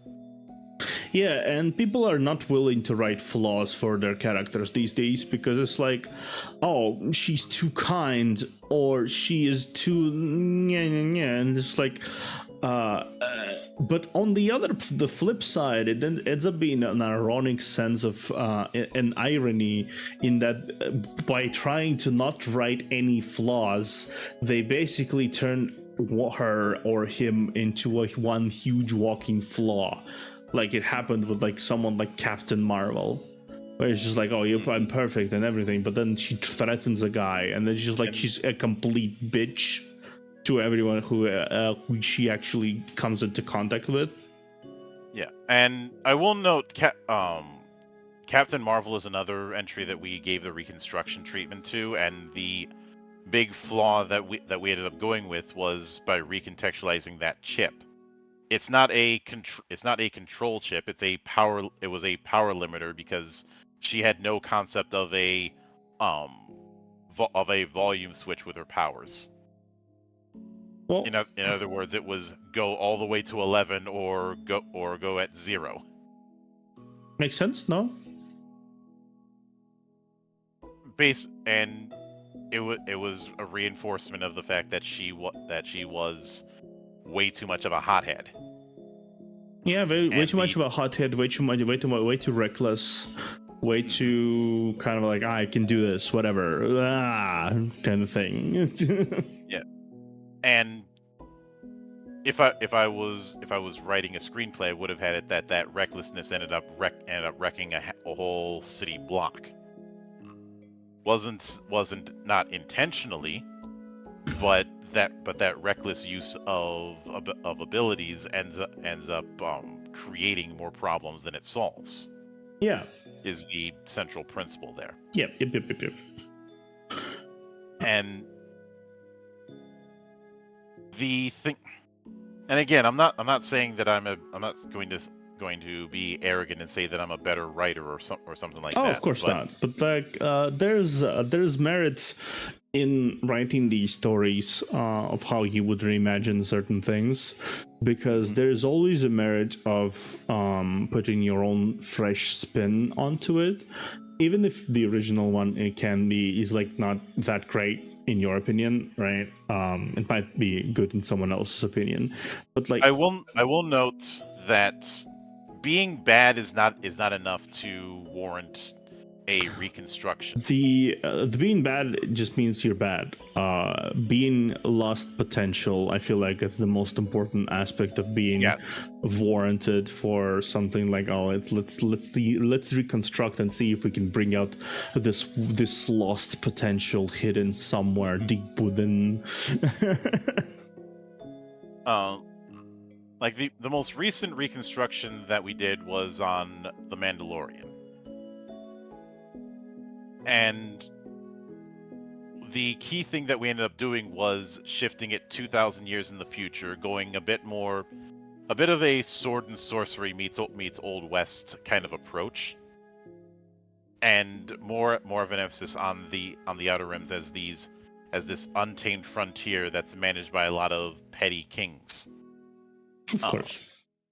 And applying a bit of a Judge Dredd rule of Mando never taking his helmet off, ever. If his helmet's off, you don't see the face. You know, much like in pretty much how there's kind of that rule in Judge Dredd that you never see his face. Yeah. Or most of it. I'm referring to the comics. Oh yeah. I'm not. Okay, that's fair. Like in there were a couple of times where his face was quote unquote shown, but with a big censor bar on it, as if his face was so hideous that they couldn't show it. Yeah. I remember. Yeah, the comic book. Yeah, the comic books. They also have that thing of like helmet on constantly. Hell, in the comics, he sleeps in uniform. I mean, I could totally see that happening. Judge Dredd sounds like someone who's like super extra. Yeah, he pretty much is. But the idea is, and even with these reconstructions, it's always been about study. A lot of the times, I'm not even doing anything all that new. I'm just studying what came before, what works, what doesn't, and what approach can be taken. Because we have centuries worth of material to draw from when it comes to storytelling. Yeah, exactly. And yes, some of that storytelling can lean into TTRPG and otherwise. I think I like the fact that we are currently in a situation where a TTRPG can evolve into a different form into into a board game or into a video game, and vice versa. Yeah, of course. Yeah. Plus, You hear so many... nothing stops anyone from using a game plot to inspire themselves to do something else. My mentor always told me steal from everything. Steal from everything. Exactly. I've more or less done so. Yeah. You gotta do that, honestly, because like trying to find the unique ideas, trying to find like, oh, I need to find something unique that nobody else done. Good luck, but like not even. There's no real need to try to waste your time doing that. Just don't. Just look at cool shit. Look at there's cool shit. All of that cool shit. You can just do cool shit in your campaign. No, don't try to be unique and interesting and not like the other girls. That's not gonna work. I built an entire class concept just based on one bit of unused concept art. Yeah, like it's not gonna work. A, it's not gonna work. B, it's not gonna be interesting at all. Most likely, if it's not used, it means nobody's interested in it, which means it's boring.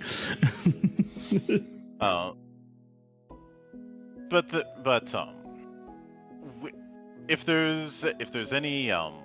there's any caveat that I'd give to anybody, it's have a clear direction and don't try and judge your approach based on how original you think it has to be. Yeah, definitely not. That's not how you do. That's not how you do things at all. But yeah, I think cool point to wrap it up. I think for today. Oh yeah. Yeah, I'd say so. Yeah, it's a good little note that steal from everything, but know where you're going with it.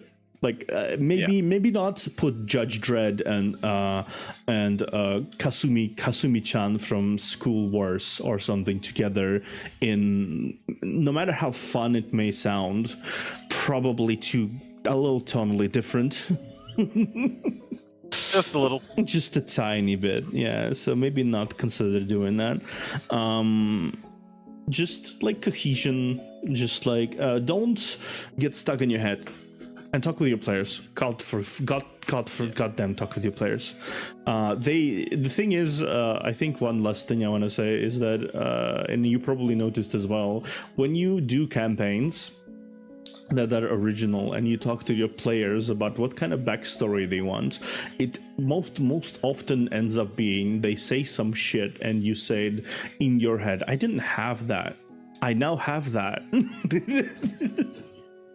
Oh, all the time. Yeah, I didn't have that, but that's fucking cool. I'll now have that. And now you have something in your world that they didn't have there because you just talked with your players. You just do that, please. Any GM out there, most of the players will be happy to do world building for you. You just don't tell them that they're doing world building. Just like nod at them smartly and say, "Oh, I see," and then like write it all down. Write it down. But I think that's as strong of a coda as we will get with this kind of thing. I will make a final note that if you don't mind me using the last few minutes to shill. Go ahead. I obviously do. There's a lot of stuff that I do. I do interviews or something else almost daily. Starting in, obviously on Saturdays. There's the Cloister of the Dice, which you are a part of. Of course. Assuming that the technology gods have accepted technology, the turkey, yeah. Yeah, I sacrifice a turkey to appease the technology gods. I appreciate it. There's also the Geek Watch show at in the afternoons now on Sundays, and Thursdays and Fridays there's Valley of the Judge. Thursdays with Monarch and Fridays with Xanatrix, where I do deep dives on different TTRPGs. And I will make one thing clear. You don't need to have an encyclopedic knowledge of TTRPGs to get into the stuff that we do in my temple. But an open mind will always help, because there's always something new to discover. Yeah. And with with that in mind, something I will note is starting next week, I'm going to be integrating doing some video game streams on weekday mornings, as well as weekend afternoons. Not mainly weekends on Sundays instead of Saturdays. Saturdays are already too packed as it is. Of course. Especially since I want to try and see if I can get that interview playlist past 900 by the end of the year. See if by the end of next year I can get it to an even 1,000. Well, good luck with that. Well, right now as we do this, that playlist is 872 videos long. Oh, you can definitely do it then. And I will. The plan is to when I say early on weekdays, I'm talking probably 6 a.m. Oh, morning. Yeah, the big reason is, one, I'm an early riser as it is, and two, I feel like I haven't done enough to showcase what's out there as part of my ethos. In the video game end of things, I tried doing the evening thing after my usual shows, didn't work out, so I'm gonna try the morning and see if that works out. I have debated whether or not I'm gonna focus on one game or cycle through different genres. Probably gonna do the former, because doing the latter is probably biting off more than I can chew. Definitely focus, at least focus on a short series of games and do stuff. Yeah, I'm not gonna do a full on. I'm not gonna try and speed run a 4X game. I can guarantee you that. Oh, for sure. But all of that kind of stuff is on my channel, because even though TTRPGs is what I've built a reputation around expertise on, the true ethos is showcasing what's out there, whether that be what's out there in the form of board games, card games, video games, role-playing games, and anime, television, just showcasing what's out there and what's fun. Yeah. Is the overall goal. Feel free, guys, everyone who's here, who joins in on the VODs or whatever later, feel free to look into the description. You can find Mildra's channel, Twitter, and Twitch, all neatly packed into a pack in the description for everyone to follow down, because very fascinating individual I met, very interesting new friend I had made, and I hopefully will continue chatting more so. But it's been nice to having you here, honestly. It's been nice to come on. I hope to visit the library again. Absolutely, I will future, I will be inviting you after the episode 10. Hopefully, that episode 10 I can have 10 episodes at least of unique people, and then I can just start doing redos. And hopefully by that time I'll be around in a different coat of paint. Certainly, most certainly. I think by that point we will see you shining brightly, so to speak. Well, a lot of light reflects off of snow. You should know that. Yeah, absolutely. It will be very nice, if you will. Yeah. Yeah, I've gotten used to the fact that you work as well as I predicted you would when it comes to the temple. Yep, I do that. It's my pleasure doing that. Anyhow, I think I'm just gonna be stopping here. I'm gonna be laying down after that. I'm gonna go to sleep, because It's morning. Good morning, me. Gonna sleep a little bit and then figure something out. Thank you for watching, guys. I'm gonna see you Sunday. I'm gonna play some more Girls Frontline 2 Chinese game that I totally understand what they say they're talking about. Absolutely, I am totally understanding. To be fair, though, I do have a little translator, but still, I'm totally understanding what they say to me, and we'll see what happens then. For now, this has been me, Theo, and Mildra. Today, at least. Next week, we're gonna have a musical composer around, because I already figured it out. We got a musical person around. So we had a conversation on YouTube side of things and Twitch side of things, content creator. We had a conversation on the language side, Latina.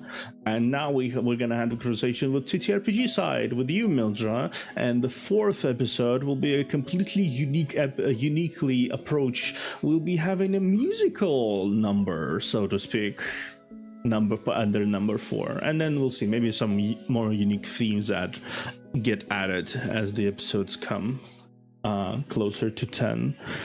But yeah, for now though, I'll see you guys around. Bye. Yeah.